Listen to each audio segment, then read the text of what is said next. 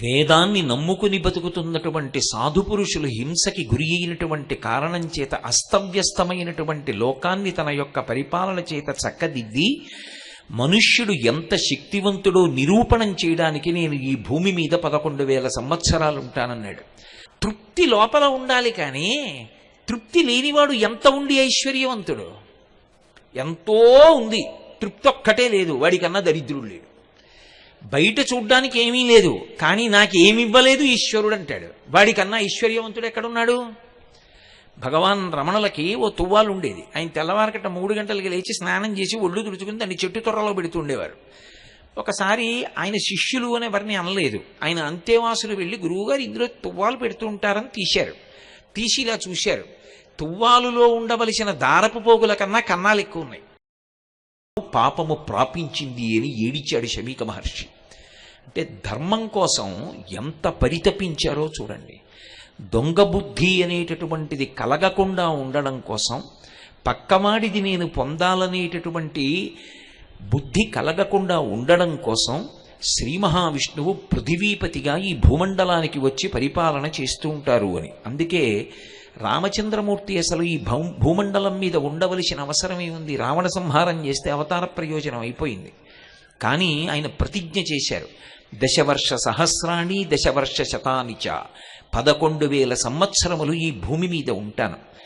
రావణుడు పరిపాలించినటువంటి కారణం చేత వేదాన్ని నమ్ముకుని బతుకుతున్నటువంటి సాధు పురుషులు హింసకి గురి అయినటువంటి కారణం చేత అస్తవ్యస్తమైనటువంటి లోకాన్ని తన యొక్క పరిపాలన చేత చక్కదిద్ది మనుష్యుడు ఎంత శక్తివంతుడో నిరూపణం చేయడానికి నేను ఈ భూమి మీద 11,000 సంవత్సరాలు ఉంటానన్నాడు. ధర్మాన్ని నిలబెట్టడానికి పరమేశ్వరుడు అంత పరిశ్రమిస్తూ ఉంటాడు. అటువంటి దొంగ బుద్ధి పరమ ప్రమాదకరము. అందున ఒక్కసారి కానీ మనసులో తృష్ణ బయలుదేరిందనుకోండి, నాది ఏది ఉన్నదో దానితో నేను తృప్తి చెందకుండా, తృప్తిని విడిచిపెట్టి ఇంకా నాకేదో కావాలనేటటువంటి తృష్ణ ప్రబలిపోతే, ఏదో సైద్ధాంతికంగా నైతికంగా చేసినటువంటి వ్యాపారాన్ని, నైతికంగా చేసినటువంటి అర్థార్జనని శాస్త్రం నింద చెయ్యదు. అసలు మీతో నేను ఒక యథార్థం చెప్పాలి అంటే, అలా అర్థార్జన చెయ్యకపోతే దోషం పడుతుంది శాస్త్రం. నీతిశాస్త్రంలో ఒక మాట అంటారు, మాతా నిందతి నాభినందతి పితా భ్రాతాన సంభాషతే భృత్య కుప్యతి నానుగచ్చతి సుతా కాంతాపి నాలింగతే అర్ధప్రార్థన శంకయా నకురుతే సల్లాపమాత్రం సుహృత్ తస్మాత్ నైతికమర్థమార్జన శృణు సఖే విత్తేన సర్వే వశాః. నువ్వు డబ్బు సంపాదించు, కోరిక లేకుండా ఉండడం ఎవరికి సాధ్యం?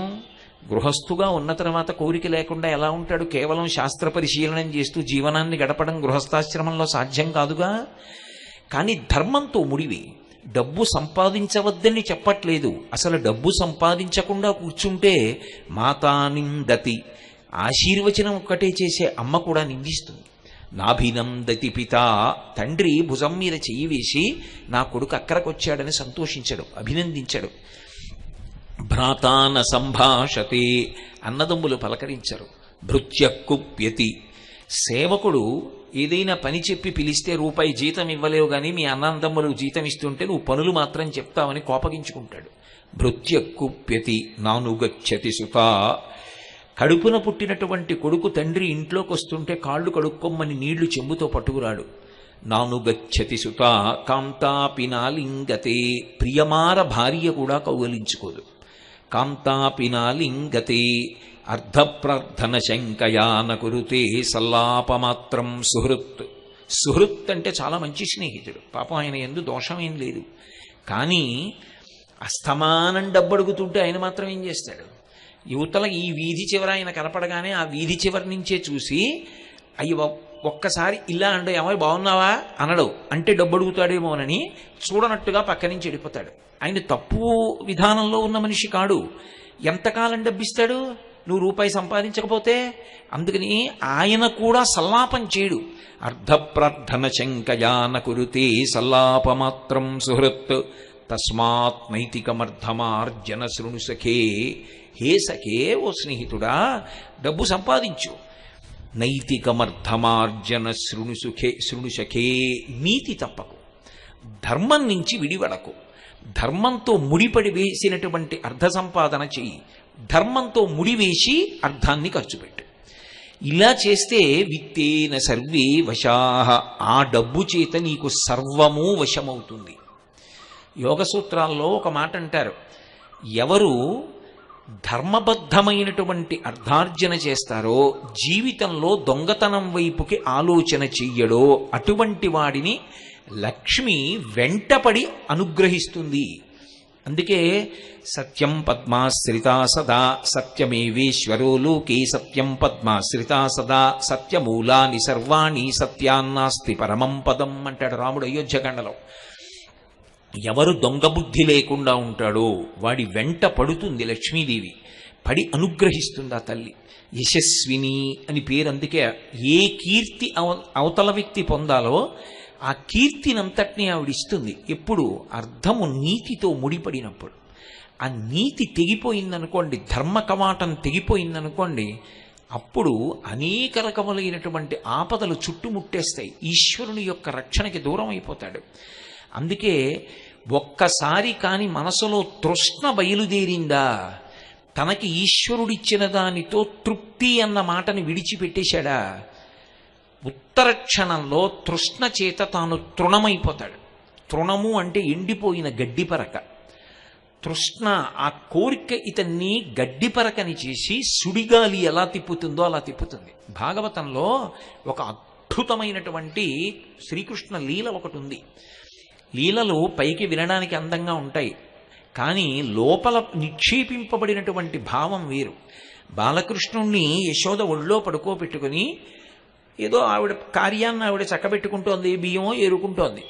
ఇంతలో ఎక్కడి నుంచో సుడిగాలు వస్తోంది. అకస్మాత్తుగా కృష్ణుడు బరువునిపించాడు. ఏడు పిల్లవాడు ఇంత బరువుగా ఉన్నాడని తీసి పక్కన పెట్టి, సుడియరుగని హరిసుడివడ సుడిగాలి తెరంగు రక్కసుని గాలి సుడివడ, సుడిగాలి ధూళి కన్నుల సుడివడ, గోపకులు బెగడి సుడివడిరధిపా అన్నారు పోతన గారు. ఆ సుడిగాలి ఎలా వచ్చింది అంటే, అది పెద్ద గాలి గుండ్రంగా తిరుగుతూ వస్తోంది. ధూళి పైకి లేచిపోయింది. ఆ చుట్టూ ఉన్నటువంటి గోపాల బాలుర కళ్ళల్లో ఆ ధూళి పడిపోయి వాళ్ళకి కళ్ళు కనిపించలేదు, యశోదకి కనపడలేదు. భూమి మీద ఇలా ప్రయాణించి వెళ్ళిపోతూ అది గుండ్రంగా తిప్పుతూ తీసుకెళ్ళిపోతోంది పైకి. ఆ సుడిగాలంటారు. ఇప్పటికీ కాస్త విశాలమైనటువంటి ప్రాంగణాలు ఉన్న పల్లెటూళ్లలో కనపడుతూ ఉంటాయి. అది వెళ్ళిపోతున్నప్పుడు తృణములను, అంటే ఎండిపోయిన ఆకులు, గడ్డిపరకలు, ఇలాంటి వాటిని ఆవర్తము అంటే చుట్టుకుంటూ తీసుకెళ్ళిపోతుంది. అలా పైకి తీసుకెళ్ళిపోతూ ఉంటుంది. అవి ఇలా గుండ్రంగా తిరుగుతూ పైకి వెళ్ళిపోతుంటాయి. సుడిగాలు అలా వెళ్ళిపోతూ ఉంటుంది. వెళ్ళిపోతూ అన్నిటినీ పట్టుకుపోతుంటుంది. అలా తీసుకుపోతున్నాడు. ఆయన ఎందుకు వచ్చాడంటే కృష్ణుడిని సంహరించడానికి వచ్చాడు. ఆయన చిన్ని కృష్ణుడిని ఎత్తుకుపోయాడు. అలా పైకి తీసుకెళ్ళిపోతూ వెళ్ళిపోయాడు. ఒక్కసారి కళ్ళు తెరిచింది యశోద. వాహ్, ఏమి పోతన గారి పాండిత్యం అండి, ఏమి రచన, పరకాయ ప్రవేశం చేసేస్తారంతే మహానుభావుడు. తల్లి బిడ్డడు కనపడకపోతే దానికి పెద్ద ఉపోద్ఘాతం ఉండదు. అరే ఇక్కడే పెట్టానే పిల్లాన్ని అంటుంది. పద్యం అలాగే పడింది. ఇక్కడ పెట్టి తింతనయుడిక్కడ నాడుచునుండె గాలి తానెక్కడ నుండి వచ్చే శిశువెక్కడి మార్గము పట్టిపోయెనేడెక్కడ చొత్తునంచు వసితీక్షణ క్రీపు తెరంగు ఖిన్నయై ప్రొక్కుచువాలు గోవు క్రియ భూస్థలివాలె దురంత చింతయై. ఎక్కడ పడిందో ఉపమానం పోతన గారికి, మహానుభావుడికి రామానుగ్రహం. ఆవు దూడ వెంట వెళ్ళిపోతుంది. మీకు ఇటువైపు కనపడుతుందో లేదో నాకు తెలియదు, కానీ మా జిల్లాల్లో అప్పుడే ఈయనటువంటి ఆవు యొక్క దూడని రిక్షాలో పెట్టుకుని వెళ్ళిపోతుంటారు. మెల్లిగా రిక్షా పట్టుకుని వెళుతూ ఉంటారు. అప్పుడే ఈయనటువంటి ఆవు యొక్క పృష్ఠభాగంలోంచి మావి ఇంకా వ్రేలాడుతూ ఉంటుంది. ఆ మావి తిందామని కుక్కలు వెంటబడుతుంటాయి. ఏమండి, మనిషిదొక బాధ, ఆవుదొక బాధ. అప్పుడే ఈయన ఆవు యొక్క శరీరం ఎంత సంక్షుభితం అయిపోయి ఉంటుంది, ఎంత బాధగా ఉంటుంది. ఆగదు. ఎందుకో తెలుసా? రిక్షా వెళ్ళిపోతోంది, దూడ వెళ్ళిపోతోంది. అందుకని నడిచి వెళ్ళిపోతుంటుంది. అంబా అంబా అంటుంటుంది. ఆకలేస్తోందో, ఒళ్ళు నిప్పెడుతోందో పాపం ఎవరికి తెలుసు. వెనక కుక్కలు వస్తుంటాయి, వెనక్కి తిరుగుతుంది, కొమ్ములతో పొడుస్తూ ఉంటుంది. గట్టిగా కొమ్ములు విసిరితే శరీరం బాగా కదిలి బాధ పెడుతుంది. అయినా కుక్కల్ని తరుగుకుని ఒక నిమిషం ఆగుదామంటే రిక్షా వెళ్ళిపోతుంది. అందుకని అలాగే నడిచి వెళ్ళిపోతూ ఉంటుంది. ఆ దూడ కనపడలేదనుకోండి, ఆవు చేసే అంబారావం వినడానికి ఎంత బాధగా ఉంటుందో. అలా అరుస్తుంది దూడ కోసం. పరుగు పరుగున వస్తుంది. 4 వీధుల్లో కూడలిలో నిలబడి ఆ వీధుల వంక చూసి మోరలెత్తి అరుస్తుంది అంబా అని దూడ కోసం. ఇది అటో ఇటో పోయి 7 అంకలోనో చేరి అమ్మ అరుపు విని అంబే అంటుంది. అప్పుడు చూడాలి ఆవు ఆనందం. గబగబ గబగబా దూడ దగ్గరికి వెళ్ళి దాని ఒళ్ళు నాకేస్తుంది నాలికతోటి. అలా ఇక్కడ పెట్టి తింతనయుడిక్కడ నాడుచు నుండే గాలి తానెక్కడ నుండి వచ్చే శిశువెక్కడి మార్గము పట్టిపోయి నేడెక్కడ చొత్తునంచు వసితే క్షణగ్రేపు తెరంగు కిన్నయ్యి. ఆవు ఎలా పరిగెడుతుందో అలా ఇక్కడ పెట్టాను, పిల్లాడు ఏమైపోయాడు, సుడిగాలొచ్చింది, ఎటు పట్టుకుపోయిందో అని చెప్పి ఒంటి మీద బట్ట సరిగా ఉందో లేదో కూడా చూసుకోకుండా పరిగెడుతోంది ఆవిడ. పరిగెత్తి పరిగెత్తి నేల మీద పడిపోయింది. తన గురించి ఏడిచేవాడు ఉండాలి కానీ స్వామి ఎందుకు అనుగ్రహించడు? ఆ పైకి తీసుకెళ్లి అక్కడి నుంచి బండరాళ్ల మీద ఒడిచిపెట్టేస్తే చిన్ని కృష్ణుడు పడిపోయి శరీరము చిన్నాభిన్నమైపోయి మరణిస్తాడని చెప్పి ఆ వచ్చినటువంటి తృణావర్తుడన్న రాక్షసుని యొక్క ఉద్దేశ్యం. పైకి తీసుకెడుతున్నాడు. గమనించాడు, అయ్యో అమ్మ నా కోసం ఏడుస్తోంది అని. హరికరతల పీడనమున పరవశుడై రాల మీద భగ్నాంగకుడై సురవైరి భటుడు కూలెను పురభంజను గోల కూలు పురముంబోలెన్. ఏమి పోతనగారండి ఆయన! శివకేశవ భేదాన్ని ప్రతి చోట విస్మరించి మాట్లాడతారు. ఒకటే పరబ్రహ్మం. పురభంజను గోల కూలు పురముంబోలెన్. పురారి అయినటువంటి పరమశివుడు విడిచిపెట్టిన బాణానికి త్రిపురములు పడిపోయినట్టుగా శివుడితో పోల్చారు. చంటి పిల్లాన్ని మీరు కొంచెం ఎత్తుకి పట్టుకెడుతున్నారనుకోండి, వాడు భయపడిపోయి గట్టిగా మెడ చుట్టూ చేతులేసి పట్టుకుంటాడు, జారిపోతానేమో అని.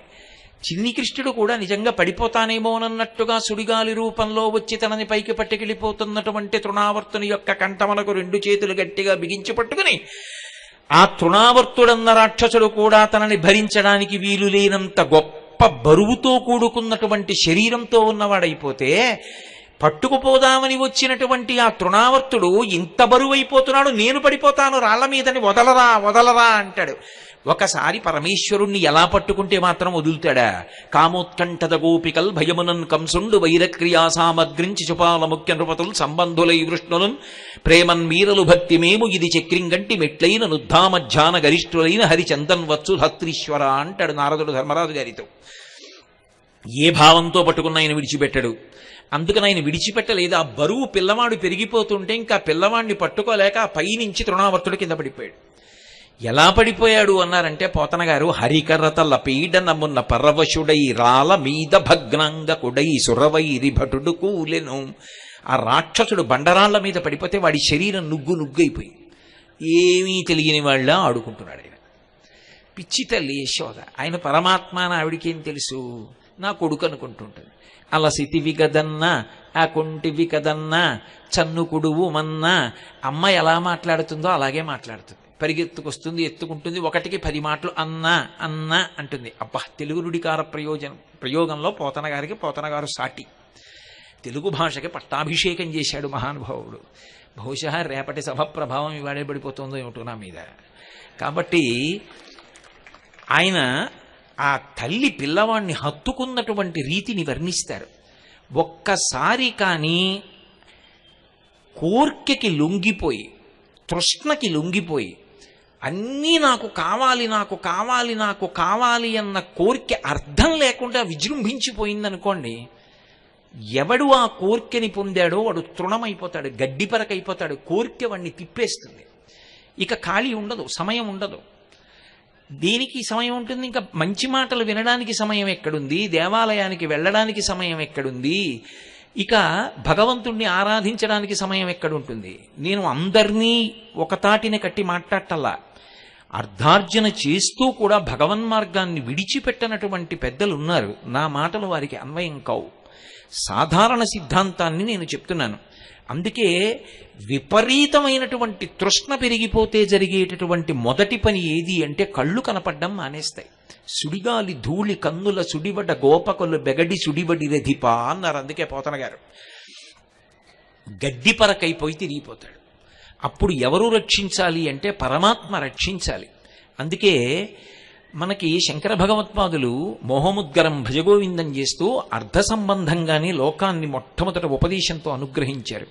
మూఢజహీహి ధనాగమ తృష్ణ కురు సద్బుద్ధిం మనసి వితృష్ణ యలభసే నిజ కర్మోపాత్తం విత్తంతేన వినోదయ చిత్తం. తృప్తి అన్న మాటకి బాహ్యంలో ఉన్న ఐశ్వర్యానికి సంబంధం ఏముందండి? శంకరులే ఒక చోట అంటారు, కౌపీదవంత కలు భాగ్యవంత అంటారు. గోచి పెట్టుకున్నవాడంత సంతోషంగా ఉన్నవాడు లోకంలో లేడు. ఆ తృప్తి లోపల ఉండాలి. కానీ తృప్తి లేనివాడు ఎంత ఉండి ఐశ్వర్యవంతుడు? ఎంతో ఉంది, తృప్తి ఒక్కటే లేదు, వాడికన్నా దరిద్రుడు లేడు. బయట చూడ్డానికి ఏమీ లేదు, కానీ నాకేమి ఇవ్వలేదు ఈశ్వరుడు అంటాడు. వాడికన్నా ఐశ్వర్యవంతుడు ఎక్కడున్నాడు? భగవాన్ రమణులకి ఓ తువ్వాలు ఉండేది. ఆయన తెల్లవారకట్ట 3 గంటలకి లేచి స్నానం చేసి ఒళ్ళు తుడుచుకుని దాన్ని చెట్టు తొర్రలో పెడుతూ ఉండేవారు. ఒకసారి ఆయన శిష్యులు అనే వారిని అనలేదు. ఆయన అంతేవాసులు వెళ్ళి, గురువుగారు ఇందులో తువ్వాలు పెడుతూ ఉంటారని తీశారు. తీసి ఇలా చూశారు, తువ్వాలులో ఉండవలసిన దారపు పోగుల కన్నా కన్నాలు ఎక్కువ ఉన్నాయి. అంటే వాళ్ళు గబగబా వచ్చి, అయ్యో అయ్యో అయ్యో బ్రహ్మన్, హే బ్రహ్మన్ అంటారు. బ్రహ్మవిత్ బ్రహ్మైవ భవతి, బ్రహ్మమును తెలుసుకున్నవాడు బ్రహ్మన్. గురువుగారిని సంబోధించేటప్పుడు అత్యద్భుతమైన సంబోధన ఏది అంటే హే బ్రహ్మన్ అని పిలుస్తారు. రాముడు పిలుస్తాడు అలా విశ్వామిత్రుడిని.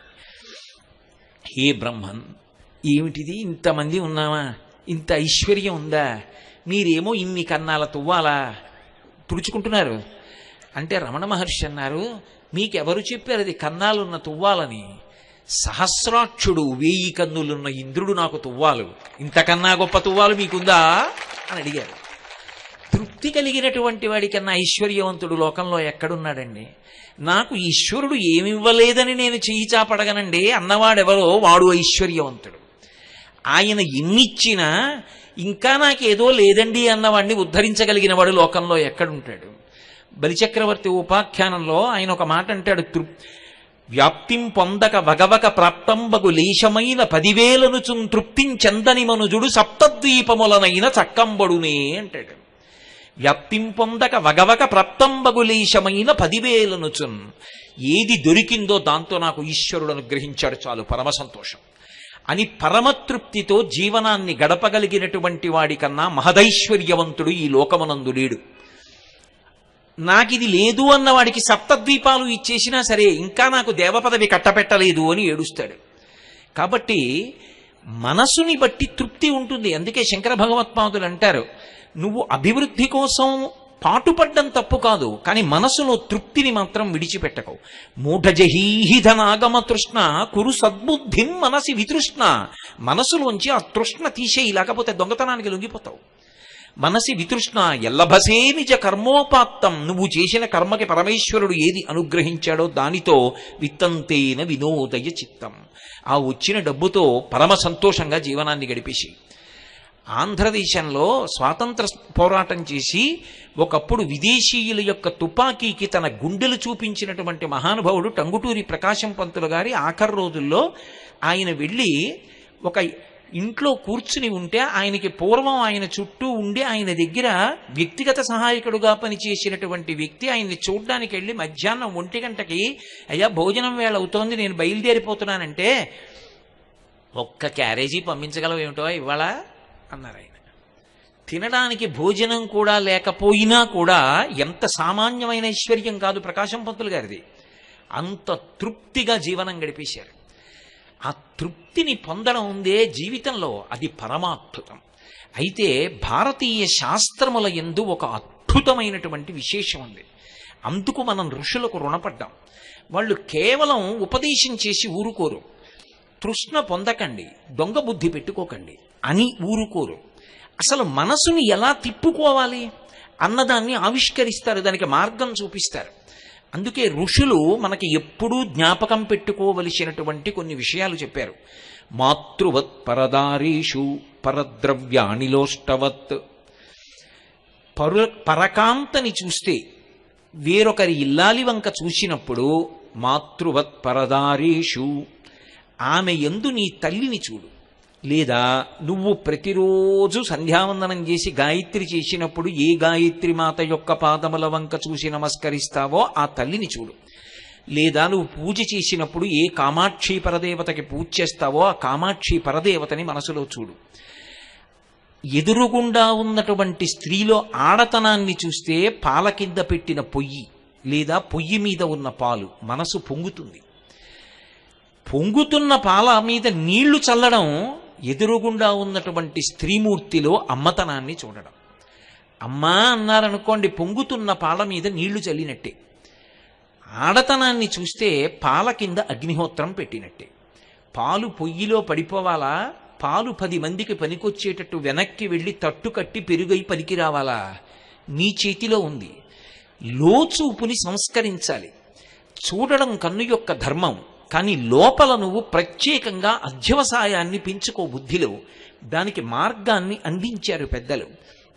మాతృవత్ పరదారీషు, అలాగే పరద్రవ్యానిలోష్ఠవత్, నాది కానిది పరుల యొక్క ద్రవ్యము కనపడితే అది మట్టి బెడ్డ అనుకుని విడిచిపెట్టు.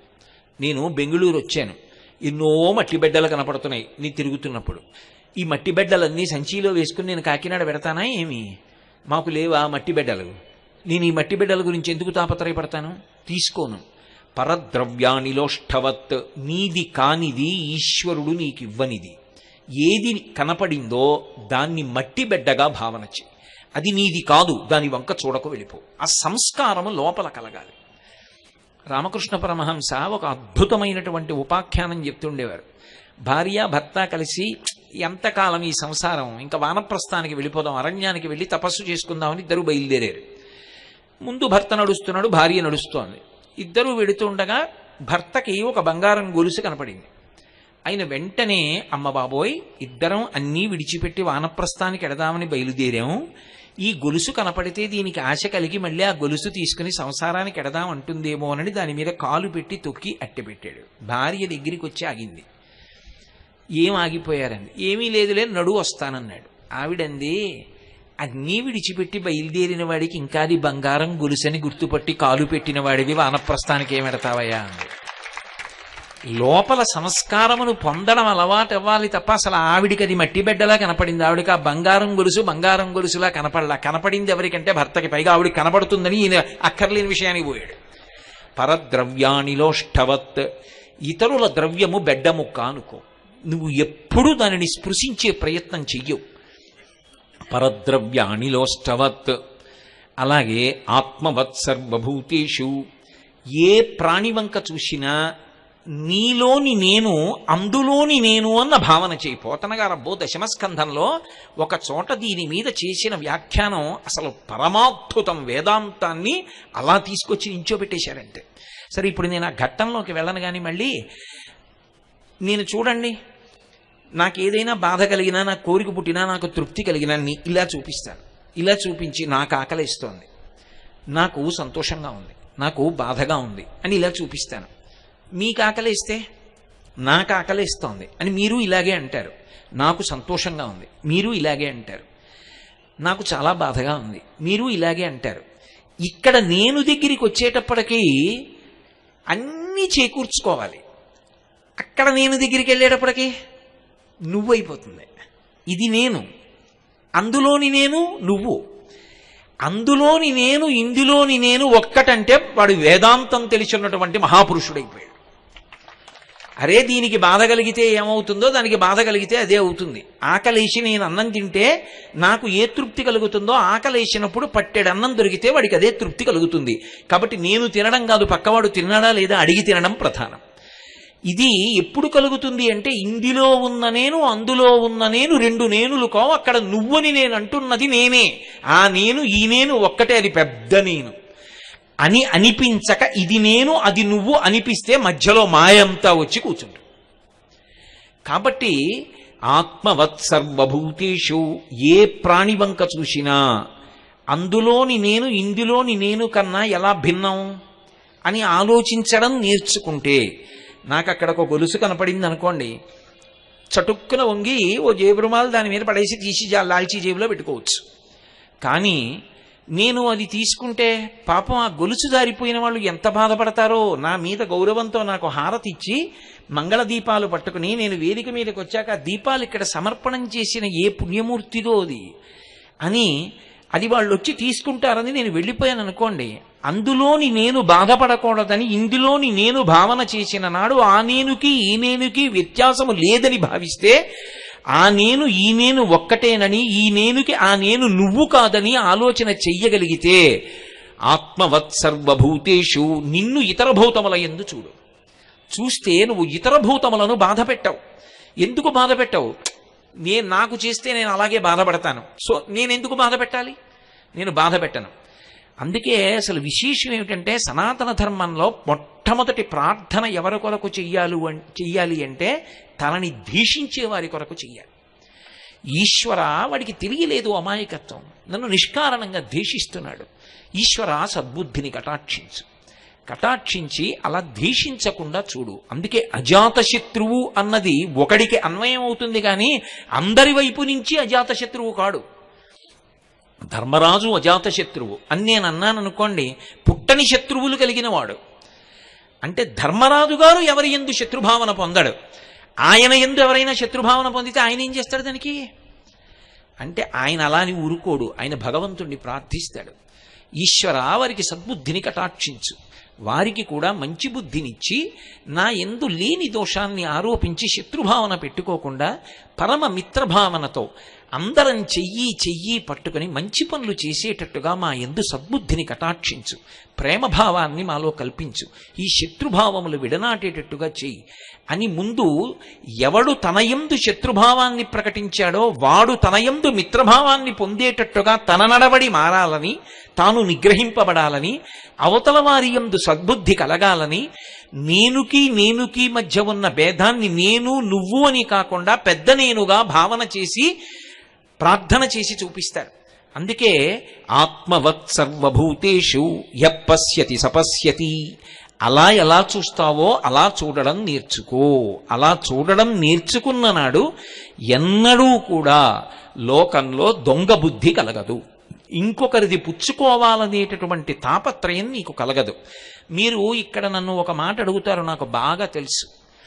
ఏమండి, దొంగతనం చెయ్యకూడదు అని మీరు అన్ని మాటలు చెప్తున్నారు. ఒకవేళ చేస్తే ఏమవుతుంది? అది చాలా మంచి సద్బుద్ధితో కూడినటువంటి ప్రశ్న. నేను దొంగతనం చేసి ఇంకొకరి సొత్తు నేను సంపాదిస్తే ఏమవుతున్నప్పుడు? ఇక్కడే శాస్త్రంలో ఒక అత్యంత గంభీరమైనటువంటి విషయం దాక్కునుంటుంది. శ్రద్ధ నీకు కలిగి ఉంటే నువ్వు దొంగతనం చెయ్యవు, శ్రద్ధ లేకపోతే దొంగతనం చేస్తావు. శ్రద్ధ కలిగి ఉండడం అంటే మౌలికమైనటువంటి ధర్మ సిద్ధాంతాన్ని నువ్వు అంగీకరించి ఉండాలి. ఏమిటి మౌలికమైన సిద్ధాంతం? సనాతన ధర్మంలో మౌలికమైన సిద్ధాంతం, సనాతన ధర్మం అంతా దేని మీద ఆధారపడుతుంది అంటే పునర్జన్మ సిద్ధాంతం మీద ఆధారపడుతుంది. పునర్జన్మ సిద్ధాంతాన్ని నేను అంగీకరించాను అని చెప్పడమే బొట్టు పెట్టుకోవడం. బొట్టు ఎందుకు పెట్టుకుంటారంటే ప్రధానంగా నేను సనాతన ధర్మమునందు ప్రతిపాదింపబడిన పునర్జన్మ సిద్ధాంతమును అంగీకరించుచున్నాను. జీవుడు ఇవాళ ఈ శరీరంలో ఉన్నాడు, దీనికి కోటేశ్వరరావు అని ఒక పేరు. కానీ జీవుడు ఎల్లకాలం ఈ శరీరంలో ఉంటాడా? ఇంకొక 10 ఏళ్ళు ఉండొచ్చు, ఇంకో 15 ఏళ్ళు ఉండొచ్చు, మహా ఉంటే ఇంకో 20 ఏళ్ళు ఉండొచ్చు. ఆ తర్వాత ఇది విడిచిపెట్టేయాలిగా. భగవాన్ రమణులు అద్దె కొంప అంటూ ఉంటారు.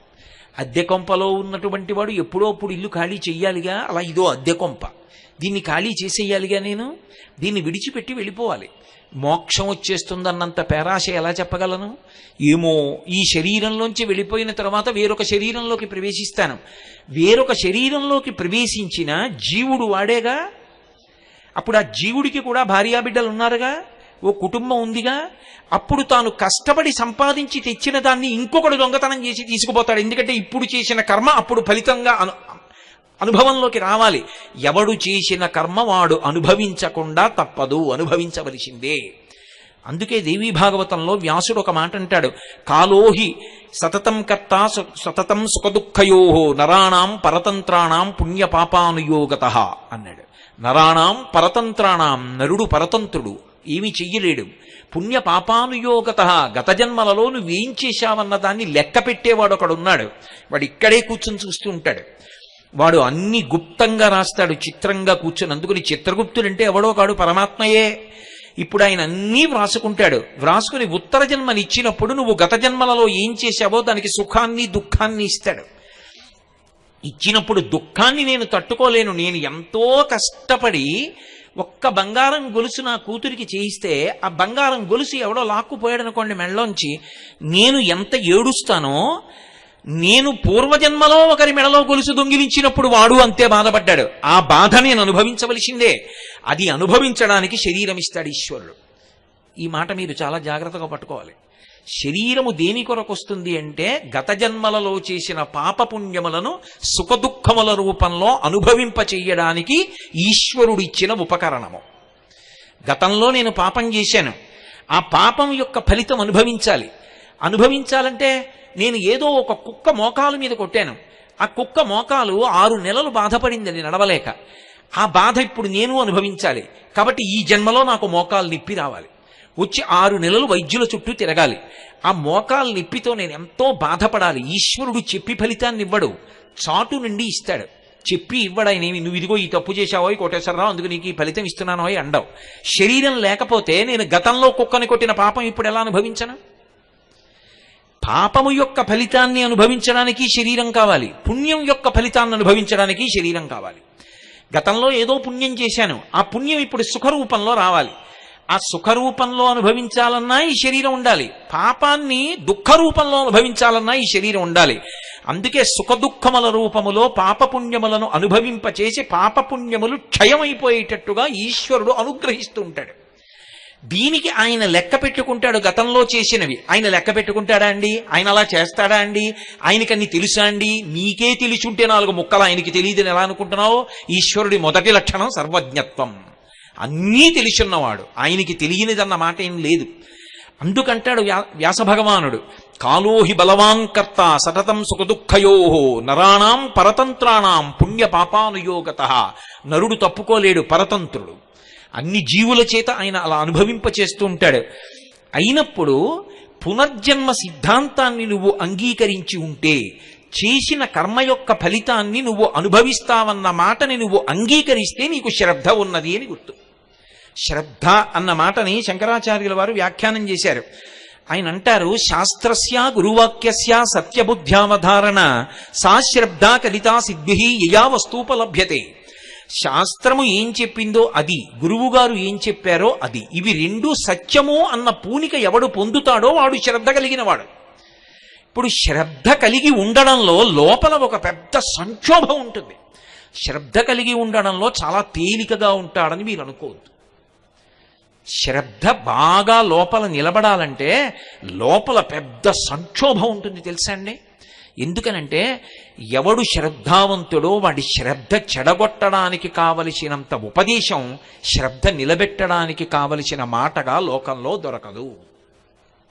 నేను మీకు ఒక్క మాట చెప్పాలంటే, రామాయణంలో సీతమ్మ పతివ్రతయై రామచంద్రమూర్తియే నా భర్త, యోమే భర్తా సమే గురు దీనోవా రాజ్యహీనోవా యోమే భర్తా సమే గురు తం నిత్యమనురక్తస్వీ యథారూపాం సువర్చల అంది. దీనుడైనా రాజ్యహీనుడైనా నా భర్త నాకు గురువు, ఆయనే నాకు సర్వాధికుడు తప్ప రాజ్యహీనుడని 10 మాటలు అంటావే అంది. ఒప్పుకున్నాడా రావణుడు? అయ్యో మహాపతివ్రత అలా మాట్లాడుతోందని నమస్కారం పెట్టాడా? ఎన్ని పనికిరాని మాటలు చెప్పాడు ఆవిడ శ్రద్ధ పాడు చేయడానికి. స్వధర్మో రక్షసాం భీరు సర్వధైవ సంతేవ గమనం వా పరస్త్రీణాం హరణం సంప్రమధ్యమ ఇదం తే చారు సంజాతే యవ్వనం వ్యతివర్తతే యతతీతం పునర్నైతి శ్రోత శీఘ్రమపామివ ఏవం చైతదు కామాం తు నత్వాం రక్ష్యామి మైథిలీ కామం కామశరీరం మే యథా కామం ప్రవర్తితాం. అసలు విచిత్రం ఏమిటంటే, అవతల వారిలోని శ్రద్ధ పాడు చెయ్యడానికి చేసేటటువంటి ప్రసంగాలకి ఉన్నంత ఆకర్షణ శ్రద్ధ నిలబెట్టడానికి చేసే ప్రసంగంలో ఉండడం కష్టం. ఎందుకో తెలుసా? పాడు చేయడం తేలిక. అందుకే లోకంలో మోసపుచ్చడానికి ప్రసంగాలు చేయడానికి ఎక్కడైనా ఒక విద్యా కేంద్రం పెడితే వెంటనే దానికి అధ్యక్షుడిగా వేయవలసిన వాడు రావణాసురుడు. అంత అందంగా మాట్లాడతాడు. ఏమిటో బెట్టు చేస్తున్నావు, కాలంలో యవ్వనం పోతుంది, వెనక్కి వస్తుంది అనుకుంటున్నావా? నది ముందుకెడుతుంది, వెనక్కి రాదు. కాలంలో యవ్వనం పోతుంది. యవ్వనం పోతే నేను చూస్తానా రాముడు చూస్తాడా? చెట్టు కింద అలాగే ఉండిపోతావు అన్నాడు. అలా భయపెట్టాడు. రాముడు ఉన్నాడు అనుకుంటున్నావా? ఉన్నా 100 యోజనముల సముద్రము దాటుతాడా? కాంచనలంకలోకి వస్తాడా? ఇన్ని కోట్ల మంది రాక్షసుల్ని వధించగలడా? నన్ను ఛేదించగలడా? నిన్ను పొందగలడా? ఎందుకు బెట్టు చేస్తావు నా పాన్పు చేరన్నాడు. ఇన్ని మాటలన్నాడు. శ్రద్ధ పాడు చేయడానికి ఇన్ని మాటలు అంటాడు. ఇన్ని మాటలు అన్నా కూడా తట్టుకు నిలబడాలి అంటే సంక్షోభం ఉందా లేదా శ్రద్ధ పూనికలో? పైగా మీరు ఒకటి బాగా ఆలోచించండి. శ్రద్ధ అన్న ఒక్క మాట ఎంత గొప్పదంటే అది ప్రతి క్షణం కూడా లోపల ఒక సంక్షోభానికి గురైపోతుంటుంది. ఒక ఆయన జీతం కూడా పుచ్చుకోకుండా ఉద్యోగానికి సెలవు పెట్టేసి ఋషిప్రోక్తమైన వాంగ్మయం మీద నమ్మకంతో ఆయన దాన్ని ప్రచారం చేస్తున్నాడు అనుకోండి. ఎందుకండి ఇలాగా? మీకు ఎంత పోతోందో తెలుసా? జీతం పోతోందా? సిపిఎఫ్ పోతోందా? గవర్నమెంట్ కాంట్రిబ్యూషన్ పోతోందా? ఇంట్రెస్ట్ పోతోందా? రిటైర్ అయ్యే వాళ్ళకి ఏమొస్తుంది? ఆ తర్వాత కాలో చెయ్యో వంగితే ఎవరు చేస్తారు? మీ కొడుకు చేస్తాడు అనుకుంటున్నారా? నాన్నగారు అందరిలా ఉద్యోగం చేస్తే ఎంత డబ్బు ఉండునండి? ఎందుకంటే అది పాడి చేశారు చూసారా ఎంత అవుతోందో వైద్యానికి ఒక్క మాట అంటే ఏమైపోతారు? ఎందుకండి ఇవన్నీ మీకు? మీరేం ఉద్ధరించేస్తారనుకుంటున్నారా సమాజాన్ని అని చెప్పేవాళ్ళు 100ల సంఖ్యలో ఉంటారు. ఎవరో ఒక్కడుంటాడు భుజం మీద చెయ్యేసి నిన్ను కన్న తల్లి కడుపు పండింది లేవాయ్, ఆ మార్గంలో పో, ఈశ్వరుడు ఉన్నాడు నిన్ను చూస్తాడులే అంటాడు. శ్రద్ధ నిలబెట్టేవాడు ఒక్కడుంటాడు. శ్రద్ధ పాడు చేసేవాళ్ళు 100ల మంది ఉంటారు. శ్రద్ధ నిలబెట్టడానికి సంక్షోభం ఉంటుంది. నాకు అక్కడ ఎదురుగుండా ఓ 10 లక్షల విలువ చేసే బంగారు కంకణం దొరికిందనుకోండి, అది నేను జేబులో వేసుకోకుండా వెళ్ళిపోవాలి అంటే ఏదో నా ఉపన్యాసం చెప్పేసినంత తేలికేం కాదు. అలా వెళ్ళిపోతుంటే మెట్ట వేదాంతం అంటారు. ముందే సిద్ధాంతం వస్తుందంటే ఈశ్వరుడు నిన్ను అనుగ్రహించాలనే ఆ కంకణం అలా పెట్టాడు, తీసుకో. ఎవరు చెప్పారు దొంగతనమని? నీకు ఇవ్వాలనుకున్నాడు కాబట్టి అక్కడ నీకు కనపడేటట్టు చేశాడు. బుద్ధిహీనుడా వదిలిపెడతామే అంటుంది. అంత తేలిక అనుకోకండి. ఒకవేళ వదిలి వెళ్ళిపోయాడు అనుకోండి, తీరా ఇంటికి వెళ్ళి ఏమో వాడెవడో కాకినాడ నుంచి వచ్చి అంటున్నాడు కదా పాపం, ఎందుకని కంకణం వదిలేశాని అన్నాడు అనుకోండి. ఇలా తగలబెట్టే కదా సంసారం ఇలా చేశారు అన్నారనుకోండి, ఏమైపోతాడు? శ్రద్ధ అంత తేలిక కాదు సుమండి.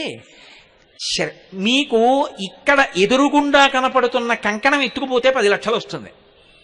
కంకణం విడిచిపెట్టేస్తే ఏమొస్తుంది? ఈశ్వరానుగ్రహం వస్తుందని నేను అంటున్నాను. ఏమిటి నమ్మకం? ఏమైనా సాక్ష్యం ఉందా? శాస్త్రము సాక్ష్యం, గురువాక్యం సాక్ష్యం. శాస్త్రమునందు గురువాక్యమునందు ప్రబల విశ్వాసంతో మీకు కంటి ముందు కనబడుతున్న భోగాన్ని విడిచిపెట్టి మనసు యందు ఆ శాస్త్రమునందు నమ్మకంతో బతకగలగాలంటే ఎంత శ్రద్ధ ఉండాలి? అది గొప్ప. అది సంతరించుకోగలిగిన వాడెవడో వాడు మనుష్యుడు. వాడు మిగిలిన వాళ్లకన్నా ఎంతో పైకిక్కి నిలబడినవాడు. అందుకన్నారు శంకర భగవత్పాదులు, శాస్త్రస్య గురువాక్యస్య సత్యబుద్ధ్యావధారణ సా శ్రద్ధ కడితా సిద్భి యయా వస్తూపలభ్యతే. ఏ మహాపురుషుడు మాట్లాడినా శ్రద్ధ గురించి మాట్లాడతాడు. అందుకే షిరిడీ సాయిబాబా గారి సిద్ధాంతాల్లో ప్రధాన సిద్ధాంతం కూడా శ్రద్ధ. అందుకే ఆ శ్రద్ధ యందు ఊంచుకోగలిగితే, ఆ సంక్షోభాన్ని మనసులో తట్టుకోగలిగితే ఏమీ కాదు. నాకు పరమేశ్వరుడు ఉన్నాడు, ఆయన నన్ను ఆదుకుంటాడు. ఆయన అనుగ్రహం నేను పొంది ఉండగా నన్ను చెనకగలిగిన వాడెవరు? నాకేమి అటువంటి విపత్కర పరిస్థితి రాదు. నేను హాయిగా భగవంతుడి గురించి రమించి చెప్పుకుంటూ ఉండగా నా గుండె ఆగిపోతుంది. ఏ కుర్చీలో కూర్చుని ప్రవచనం చేస్తున్నానో ఆ కుర్చీలోనే నా శరీరత్యాగం చేస్తాను తప్ప నేను బెంగ పెట్టుకుని మంచం ఎక్కి పడిపోవలసిన అవసరాన్ని ఈశ్వరుడు నాకు కల్పించాడు. నేను ఆయనని నమ్మి ఉండగా ఆయన నన్ను పాడు చేస్తాడా? ఒక్కనాటికి పాడు చేయడు. కాబట్టి నాకు ధర్మం ఒక్కటే కావాలి, నాకు శాస్త్రము కావాలి, నాకు గురువుగారు కావాలి, నాకు ఈశ్వరుడు కావాలి. ఇది శ్రద్ధ. దొంగతనాన్ని గెలవడానికి కావలసినది ఏది అంటే శ్రద్ధ కావాలి. ఇది చాలా అవసరం. తనకి కడుపులో ఆకలేస్తున్నా ముట్టుకోకుండా ఉండాలంటే దేనికి కట్టుబడి ఉండాలండి? రంతిదేవుడు కడుపు మండిపోతూ ఉంటే, కొన్ని రోజులుగా అన్నం లేకపోతే వచ్చిన అన్నం ఇలా తినబోతుంటే వచ్చి అడిగితే పెట్టేశాడు. మంచినీళ్ళు ఒకటే తాగబోతున్నాడు, అప్పుడు కూడా వచ్చి పుచ్చేసుకున్నాడు. ఎవరో వచ్చి అయ్యా దాహంగా ఉంది ఇవ్వండి అన్నాడు. ఆయన మంచినీళ్ళు ఒకటే ఉన్నాయి అనలేదు. అది పోతన గారి పాండిత్యం. అన్నము లేదు కొన్ని మధురాంబువులున్నవి త్రావుమన్నా అన్నాడు. అయ్యయ్యో, ఇంత దాహం వేస్తోందంటే, ప్రాణాలు గతులు తప్పిపోతున్నాయంటే అన్నం తినెన్నాళ్ళయిందో నువ్వు. ఆయన రంతిదేవుడు తిని చాలా రోజులైంది. అన్నం తిని ఎన్నాళ్ళైందో తిందామంటే ఎవడో వచ్చాడు పెట్టేశాను, నీళ్ళు కూడా తాగనివ్వవా అనలేదు ఆయన. అన్నము లేదు, నీకు అన్నం పెట్టడానికి అన్నం లేదయా, కొన్ని మధురాంబువులున్నవి, తీయటి నీళ్లున్నాయి, త్రావుమన్నా తాగవయ్యా. సకల శరీరధారులకు మేలునరించిన శరీరం ఉన్న వాళ్ళకు ఉపకారం చేస్తే ఇంకా అంతకన్నా కావలసింది ఏముందయ్యా ఈ శరీరానికి, తాగేయి అన్నాడు. అప్పుడు దేవతలందరూ వచ్చి నిలబడ్డారు. ఏమి శ్రద్ధయ్య అనేది, ఏమి అద్భుతం, ఎంత నమ్మకం శాస్త్రం మీద, ఎంత నమ్మకం గురువు మీద, రా నిన్ను అనుగ్రహిస్తున్నాం అన్నారు. ఇది సనాతన ధర్మం అంటే. దొంగతనాలు అరికట్టండి అంటే మీరు కర్రలతో మోది ఎక్కడ ఆపగలరు, శ్రద్ధ చేత ఆపగలరు. అందుకే ధర్మం ప్రబోధము, ధర్మ ప్రచారము, ధర్మమునందు పూనిక లోకంలో ఎటువంటి ఉపద్రవాన్నైనా సరే ఆప్చేసేస్తాయి. అందరూ సద్బుద్ధితో ఉన్నారనుకోండి, అందరూ శ్రద్ధావంతులయ్యారనుకోండి, నాకెందుకు, నేను పుచ్చుకోను, ఎందుకంటే పునర్జన్మలో నేను బాధపడాలి. కంచికామకోటి పీఠాధిపత్యం వహించిన మహాపురుషులు, అపర శంకరులు, పరమశివావతారులు, సన్యాస ధర్మాన్ని 100కి 100 పాళ్లు పాటించిన మహాపురుషులు, ప్రాతస్మరణీయులు. చంద్రశేఖరేంద్ర సరస్వతి మహాస్వామి వారు ఒకప్పుడు దేశాంతరంలో పర్యటన చేస్తుంటే శుద్ధ పల్లెటూరులో ఉన్నారు. ఆయన పల్లెటూరులో ఒక పాకలో కూర్చుని అనుష్ఠానం చేసుకుంటూ విదేశాల నుంచి వచ్చినటువంటి ఒక వనిత వచ్చి గడపకి అవతల వైపు నిలబడి ఆవిడ ఒక ప్రశ్న వేసింది. ఆవిడంది, పునర్జన్మ సిద్ధాంతము సత్యము అని మీరు నిరూపించగలరా అంది. ఆయన నవ్వి ఏమీ మాట్లాడలేదు. ఆవిడ అలాగే నిలబడింది. ఒక అరగంట పోయిన తర్వాత ఒక అంతేవాసిని పిలిచారు. ఇక్కడికి దగ్గరలో ఒక ప్రసూతి కేంద్రం ఉంది, ఈవిడిని ఇవాళ అంతా వెళ్ళక్కడ కూర్చోమ్మనండి, రేపు ఉదయం 10 గంటలకి నా దగ్గరికి రమ్మనండి, ఎక్కడెక్కడ ఎవరికి ఏ పిల్లలు పుట్టారో వ్రాసుకుని రమ్మనండి అన్నారు. ఆవిడికి అర్థం కాలే నేను అడిగిన ప్రశ్న ఏమిటి, ప్రసూతి కేంద్రం ఏమిటి అని. ఆవిడ వెళ్ళి కూర్చుంది. మర్నాడు 10 గంటలకు వచ్చింది. ఏమైందో చెప్పమను అన్నారు. ఆ హాస్పిటల్లో ఉన్నవి 10 గదులు, అందులో 4 మంచి శీతల గదులు అంటే ఏసీ రూమ్స్, 6 సామాన్యమైన గదులు. నిన్నను 10 గదుల్లోకి 10 మంది ప్రసవ వేదన పొందుతున్నటువంటి ఆ స్త్రీలను తీసుకొచ్చారు. అందులో మహదైశ్వర్యవంతులైనటువంటి వాళ్ళు 2, వాళ్ళకి కొడుకులు పుట్టారు. మంచి అధికారంలో ఉన్న వాళ్ళు 2, వాళ్ళకి 2 కొడుకులు పుట్టారు. పుడుతూనే వాళ్ళు రోహిణీ కార్తెలో ఏసీ రూమ్స్లో ఉన్నారు. మిగిలిన 6 గదుల్లో 3 గదుల్లో ఉన్న వాళ్ళు మధ్యతరగతి కుటుంబీకులు. మిగిలిన 3 గదుల్లో అమ్మో ఇంకో సంతానం కలిగింది ఎలా పోషించాలని బాధపడుతున్నటువంటి వాళ్ళకి పుట్టినటువంటి బిడ్డలు. ఇంకొక ఆవిడికి గదిలోకి వెళ్ళడానికి గదికి కూడా సొమ్ము చెల్లించలేనిది పరమ నిర్భాగ్యురాలు. ఆవిడ్ని తీసుకొచ్చి అక్కడే గది లేదు కాబట్టి చాప మీద పడుకోబెట్టి పురుడు పోశారు. ఆవిడికి పథ్యం పెట్టడానికి ఏమీ లేదు. ఆ చుట్టుపక్కల ఉన్న వాళ్లే డబ్బులు వేసుకుని తీసుకొచ్చి ఏదో రొట్టె ముక్కలవి కొనిపెట్టారు. ఇది జరిగింది అని ఆవిడని వెంటనే అంది, నాకు అర్థమైంది, పునర్జన్మ సిద్ధాంతం సత్యం, మీరిక చెప్పక్కర్లేదని వెళ్ళిపోయారు. ఆ శిశువు కోరి కోరి పుట్టాడా కోటీశ్వరుడికి కొడుకుగా? వాడి కోరిక ఏమైనా ఉందా? వాడికి అధికారం ఉందా నేను ఇక్కడ పుడతాను ఈ ఏసీ రూమ్లో అని? ఏదో ఉంది కోటీశ్వరుడికి కొడుకు, ఏదో ఉంది అధికారికి కొడుకు, ఏదో గత జన్మ పాపం ఉంది, అనుభవించి పోగొట్టేసుకుంటాడు. పోగొట్టుకుని వాడెంత గొప్పవాడు అవ్వాలో. వాడు సామాన్యుడిగా పుట్టాడు. పుట్టడంలో పునర్జన్మ సిద్ధాంతం స్పష్టంగా కనపడుతోంది, నాకు అర్థమైంది అని ఆవిడ 2 చేతులెత్తి నమస్కారం చేసి వెళ్ళిపోయింది. ఇది యథార్థంగా జరిగిన సంఘటన. పునర్జన్మ సిద్ధాంతము సనాతన ధర్మమునకు ప్రాణము. శ్రద్ధ అనేటటువంటి 2 అక్షరాలు సనాతన ధర్మానికంతటికీ కూడా పట్టాభిషేకం చేస్తాయి.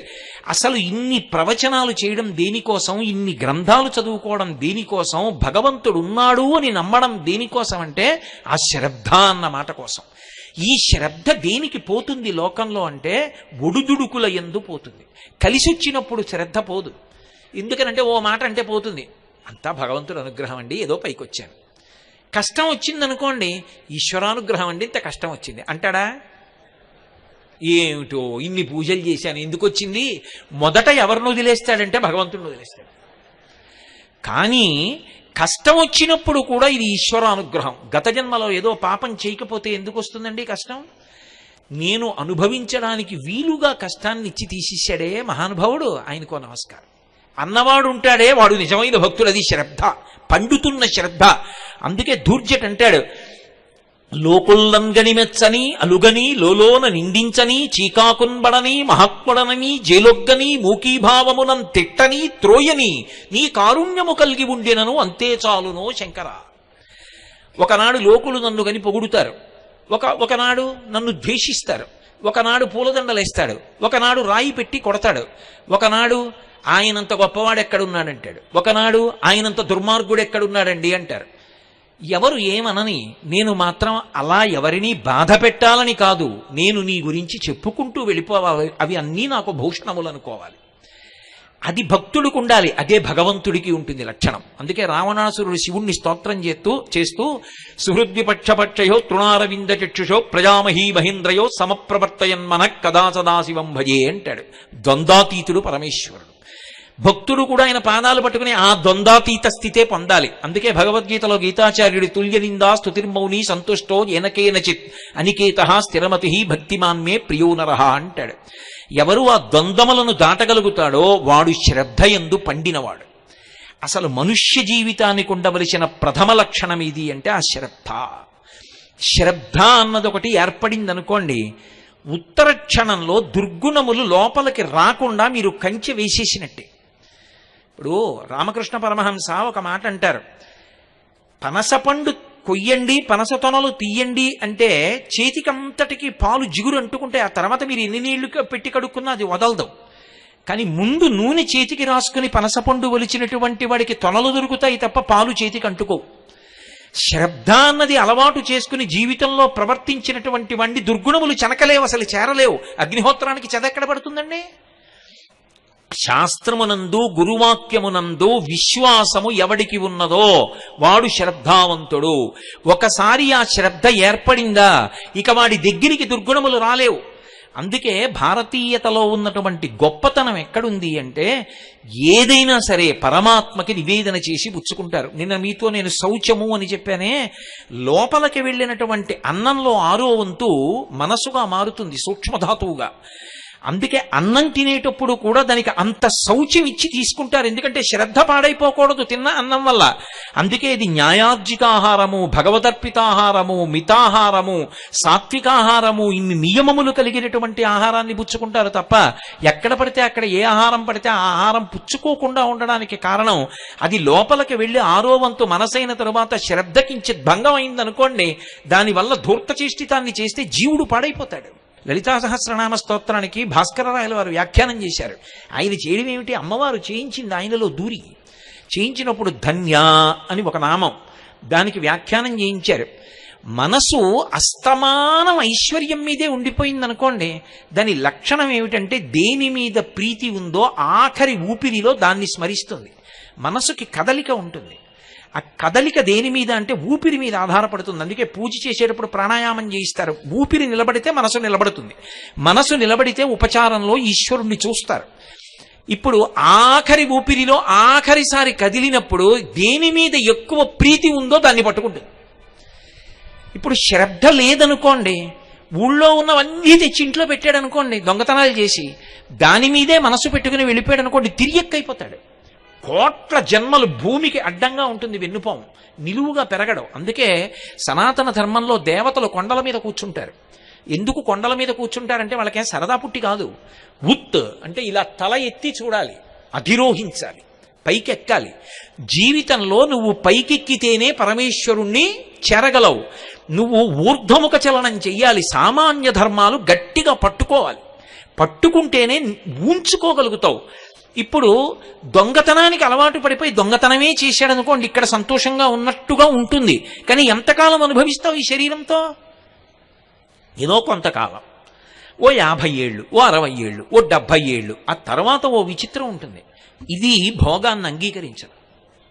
అదో విచిత్రం. మోహముద్గరంలో భజగోవింద స్తోత్రంలో శంకర భగవత్పాదులు అంటారు, వయసి గతే కక్కామ వికార శుష్కే నీరే కక్కాసార క్షీణే విత్తే కప్పరివారో జ్ఞాతే తత్వే కస్సంసార. ఇది విరక్తి చెంది ఇది నేను పుచ్చుకోననేంత వరకు నీ అంత నువ్వు పుచ్చుకోవడం మానకపోతే పాడైపోయావని గుర్తు. వయసి గతే కామ వికార. వయసు అయిపోతోంది అనుకోండి, కామవికారం పోతుంది. వయసు అయిపోయిన తర్వాత కామవికారం పోవడం కాదు, వయసులో ఉండగా సాధన చేత కామమును ధర్మంతో ముడేయడం నీకు రావాలి. శుష్కే నీరే కక్కాసార. నీరెండిపోతే చెరువు అందరూ ఎండిపోయిన చెరువు అంటారు. అలా పటుత్వం తగ్గిపోయిందనుకోండి శరీరంలో, ఎన్ని మధుర పదార్థాలు ఎదురుగుండా ఉంటే మాత్రం నీ శరీరం పుచ్చుకుంటుంది, శరీరం పడిపోతుంది. అది తీసుకోకూడదు అప్పుడు. అందుకే అహమన్నమన్నాదో అంటుంది అన్న సూక్తం. అన్నం అంటే మనని పోషించున్నది, మనము తినునది, మనని తినునది, రెండు అర్థాలు. అన్నం మనం తింటాం కొంతకాలమే, ఆ తర్వాత అది మనని తినడం మొదలెడుతుంది. ఏమండి మీకు మధుమేహం వచ్చింది తినకండి అంటారు. తినకండి అన్నది తిన్నాడు, అది విషం, అది తినేస్తుంది మనిషిని. ఏమంటే మీకు రక్తపోటు వచ్చింది తినకండి, తిన్నాడు, తినేస్తుంది మనిషిని. అన్నం కొంతకాలం మన చేత తినబడుతుంది, తర్వాత అది తింటుంది, అప్పుడు శరీరం దాని వలన పడిపోతుంది. అందుకే 50 ఏళ్ళు దాటిపోతే ఇక శరీరం అన్నారు, దేహం అంటారు. దేహం అంటే దహ్యమానం, కాలిపోవడానికి సిద్ధపడిపోతుంది. తనంత తాను పుచ్చుకోవడం మానేశాక నువ్వు పుచ్చుకోవడం మానడం కాదు, నువ్వు సాత్వికాహారం తీసుకుని ఉపవాసం చేసి శరీరాన్ని నిలబెట్టి భగవంతుని యందు ప్రవర్తించడం సాధన చెయ్యాలి. అప్పటి వరకు నేను అలా తింటూనే ఉంటానంటే తప్పు కాదు, కానీ దానికోసం అన్నీ తెచ్చిపెట్టినా ఒకనాడు ఈ శరీరం తిరస్కరించేస్తుంది. వయసిగతే కక్కామ వికార శుష్కే నీరే కక్కాసార క్షీణే విత్తే కప్పరివారో. ఎంతో ఐశ్వర్యవంతుడు, ఆయన దగ్గరికి రానివాడు లేడు. ఒకనాడు ఆయన వృద్ధుడైపోయాడు, ఆయన బిడ్డలు చూస్తున్నారు వ్యవహారాలన్నీ, ఆయన బిడ్డల చుట్టూ తిరుగుతారు. ఇన్నాళ్ళు ఈయన చుట్టూ తిరిగినవాడు ఎలా ఉన్నారండి, నాన్నగారు ఒక్కసారి నమస్కారం చేసి వెళ్తానని కూడా లోపలికి రాడు. కాబట్టి నీ దగ్గర డబ్బు ఉన్నంత కాలమే, ఆ డబ్బుని నువ్వు నిర్వహించగలిగినంత కాలమే నీ చుట్టూ. నిర్వహించడానికి ఓపిక దీనికి తగ్గితే వెనక బిడ్డలు పుచ్చుకుంటారు, ఇక నీ చుట్టూ ఉన్న పరివారం నీ చుట్టూ ఉండరు. క్షీణే విత్తే కప్పరివార జ్ఞాతే తత్వే కస్సంసార. ఇది తెలుసుకున్న వాడికి ఇంకా సంసారం ఎక్కడుంది? ఇది ముందే తెలిసిందనుకోండి, అనుష్ఠానంలోకి తెచ్చేసుకుంటాడు జాగ్రత్తగా. అప్పుడు శరీరం తిరస్కరించక ముందు తాను తిరస్కరించి జాగ్రత్త పడతాడు, అది శ్రద్ధ. అప్పుడు దొంగతనం చేసి ఎందుకు తెస్తాడు? సాత్వికంగా తెచ్చుకుంటాడు. అది చాలు నాకు, విత్తేన సర్వే వశాహ, దాని చేత నాకు అన్నీ సమకూరుతాయి. అన్నీ అన్నప్పుడు అర్థం ఏమిటి? ఉత్తర జన్మలలో నేను పాడైపోను. ఈ శాస్త్రం మీద గురువు గారి మీద ఉన్న శ్రద్ధ ఉందే, ఇది ఏమవుతుందంటే ఈ శరీరం పడిపోతున్నప్పుడు కూడా దీనికి ఊపిరి అందదు. ఒకప్పుడు ఆ ఊపిరి కోసం కొట్టుకుంటుంది. ఆ ఊపిరి తీయలేకపోతే ఒళ్ళు చెమట్లు పట్టి అసలు ఎంత బాధో పడిపోతుంటే, ఆ బాధపడిపోతున్నప్పుడు కూడా ఒరే ఒకనాడు శరీరం పడిపోతుందిరా, భగవన్నామం విడిచిపెట్టకు అని చెప్పిన గురువుగారి పాదాలు, ఆ గురువుగారు చెప్పిన మాటలు జ్ఞాపకం వచ్చి, ఓ ఇది పడిపోయే సమయం ఆసన్నమైందనమాట అని భగవంతుడి మీద దృష్టి పెడతాడు. ఎందుకని? శ్రద్ధ, శాస్త్రం మీద గురువు మీద ఉండిపోయింది దృష్టి. ఇప్పుడు అది పెట్టుకుని వెళ్ళిపోయాడు. ఆయన సంపాదించింది ధార్మికమైన మార్గంలో తప్ప ఆయన దొంగతనం చేసి తెచ్చింది లేదు. ఆయన అనుభవించడానికి ఏముంది పాపం? కాబట్టి ఉత్తర జన్మలు క్షేమకరంగా ఉంటాయి. ఈ జన్మలో ఓ 30 ఏళ్ళు సంతోషించడానికి 3 కోట్ల జన్మలు పాడు చేసుకోమని ఎవడు చెప్పాడు? పెట్టుబడి రీత్యా చూసినా కూడా అది దోషభూయిష్టమైన జీవితమే కదూ. అందుకని శ్రద్ధతో ఉన్నవాడెవరో వాడు అస్థేయమును పొందగలడు, అంటే దొంగ బుద్ధి లేకుండా జీవించగలడు. సామాన్య ధర్మంలో ఏదో దొంగతనం చేయకండి అని చెప్పడం శాస్త్రం యొక్క ప్రయోజనం కాదు. దొంగతనం చేయకుండా ఉండడానికి మనసు బాగా ఉంచుకునేటట్టుగా ఏది అందించాలో అందిస్తుంది. అందుకే మీరు ఒకటి బాగా గమనించండి, అన్నిటికన్నా చాలా గొప్ప దానం ఏది అంటే ధర్మమునకు సంబంధించినటువంటి విషయములను లోకమునందు ప్రచారము చేయుట. మీరు ఇవాళ అన్నం పెట్టారనుకోండి, సాయంకాలానికి జీర్ణం అయిపోతుంది, మళ్ళీ ఆకలేస్తుంది. ఓ కంటికి శస్త్రచికిత్స చేయిస్తే కొన్నాళ్ళకి మళ్ళీ రెండో కంటిలో మసక ఏర్పడి శస్త్రచికిత్సకు సిద్ధం అవుతుంది. ఇవాళ జ్వరానికి ఔషధం ఇప్పిస్తే రేపు మళ్ళీ ఔషధాన్ని కోరుకుంటుంది. మీరు ధర్మం గురించి ఒక్క ప్రసంగం చేస్తే అధర్మ మార్గంలో వెడదామనుకున్నవాడు కూడా మానేస్తే వాడి వలన బాధపడవలసిన కొన్ని వందల మంది దాని నుంచి తప్పుకుంటారు. పైగా విని ఆచరించిన వాళ్ళందరూ ఉద్ధరణ పొందుతారు. అందుకే ప్రవచనానికన్నా ధర్మ ప్రచారం కన్నా గొప్పది లోకంలో ఇంకొకటి లేదు. అది ఆత్మోద్ధరణ హేతువు. అందుకు ఈ దేశంలో మహాత్ములు కూడా తమలో తాము రమించి ఆత్మానుభవాన్ని పొందగలిగిన యోగులు కూడా ఆ మౌనాన్ని విడిచిపెట్టి ప్రత్యేకంగా వచ్చి వాళ్ళకి మౌనం విడిచిపెట్టడం ఇష్టం కాకపోయినా మన కోసమని మాట్లాడతారు. అందుకే వాళ్ళు అనుగ్రహించి మాట్లాడారు కాబట్టి వాళ్ళు మాట్లాడితే ప్రవచనం చేశారు, ఉపన్యాసం చెప్పారు అనరు, అనుగ్రహ భాషణం చేశారంటారు. ఎందుకని అంటే వాళ్ళు మాట్లాడక్కల, వాళ్ళు మౌనంలో ఒక్కటైపోయి అన్నీ లోపలికి తీసుకుని రమిస్తారు. అలా రమించగలిగినటువంటి వాడు తన సౌఖ్యాన్ని పక్కన పెట్టి వచ్చి మాట్లాడుతున్నాడు. ఎందుకని? అయ్యో వీళ్ళు పాడైపోకూడదని మనకు ఉపదేశం చేస్తున్నాడు ఆయన. ఆ ఉపదేశం శాస్త్రాన్ని ఆధారం చేసుకుని జరుగుతోంది. ఆ ధర్మ ప్రచారమునకు లోకంలో అంత పెద్ద పీట. ధర్మ ప్రచారము కన్నా కూడా లోకులు, ప్రత్యేకించి నరులు మంచి మార్గంలో నడవడానికి కావలసినటువంటి మార్గము ఇంకొకటి ఉండదు. ధర్మమునందు అందరూ ఊంచుకుంటే అసలు లోకంలో నేరము, శిక్ష ఈ రెండు మాటలు ఉండవు. రామాయణంలో ఓ మాట అంటారు, ఎవరి నోటి విన్నా రామా రామా రామా అంతే. ఇంటికి తాళం కప్పలేదు. ఇంట్లో పెద్దవాళ్ళు చిన్నవాళ్ళకి ప్రేతకార్యం చెయ్యడం లేదు. భార్య బ్రతికి ఉండి భర్త వెళ్ళిపోవడం, భార్య వైధవ్యం పొందడం లేదు, దొంగతనాలు లేవు. ఇది ఫలశ్రుతి. ఎలా ఉంటుంది ఇదంతా అంటే అందరూ రామా రామా రామా అన్నారు. రాముడు ఏమంటాడు? శాస్త్రము శాస్త్రము శాస్త్రము గురువు అంటాడు. ఇది మీరు పట్టుకోవాలి. రామరాజ్యం రామరాజ్యం అంటారు. రామరాజ్యం రాముడే పరిపాలిస్తే వస్తుందని నేను అన్నాను అనుకోండి, మళ్ళీ రాముడు వస్తేనే, మళ్ళీ రామావతారం వస్తే రామరాజ్యం వస్తుంది. అలా అయితే రాముడు మనకిచ్చింది ఏమీ లేదని గుర్తు. మళ్ళీ ఆయన వస్తే రామరాజ్యం వస్తుంది కాదు. రాముడు ఎప్పుడైనా పరిపాలన చేస్తున్నప్పుడు సంక్లిష్ట పరిస్థితి ఏర్పడితే ఎంతమంది ఎన్ని సలహాలు చెప్పినా వింటాడు. తాను నిర్ణయం తీసుకునేటప్పుడు ఏమని చెప్తాడంటే, నేను ఈ పని ఇలా చేస్తాను, ఎందుకో తెలుసా, శాస్త్రం ఇలా చెయ్యమని చెప్పిందంటాడు. శాస్త్రము ప్రమాణం ఆయనకి. తస్మాత్ శాస్త్రం ప్రమాణంతే కార్యాకార్య వ్యవస్థితౌ. శాస్త్రం ఎలా చెప్పిందో అలా చేస్తాడు. శాస్త్రం ఎలా చెప్పిందో అలా చేసినటువంటి రాముని యొక్క పరిపాలన యందు ఎవ్వరూ బాధపడకుండా ఉన్నారు అంటే, నువ్వు కూడా శాస్త్రమును ప్రమాణంగా చేసుకుని పరిపాలన చేస్తే అప్పుడు కూడా రామరాజ్యమే వస్తుందని చెప్పాలి. అంతేగాని రాముడు వస్తేనే రామరాజ్యం వస్తుందంటే రామరాజ్యం రాముడు వచ్చేదాకా రాదు అని మంగళకర వాక్కు. కాబట్టి సా శ్రద్ధ కరితా సిద్భి యయా వస్తూపలభ్యతే. బాగుందండి, మీరేదో తలకొట్టుకు చెప్తున్నారు, సంతోషం. కానీ శ్రద్ధ కలగకపోతే ఎంత మీరు చెప్పినా ఇక్కడ విన్నప్పుడు పోని మీ మీద ఎందుకు పెట్టడం? ఈ ప్రసంగం చేస్తున్నప్పుడు నాకు శ్రద్ధ ఉంది కానీ కిందకి దిగేటప్పటికి పోయిందనుకోండి, ఏదో దొంగతనం చెయ్యాలనిపించింది అనుకోండి, అప్పుడు ఎలా? ఎవరికి చెప్పను?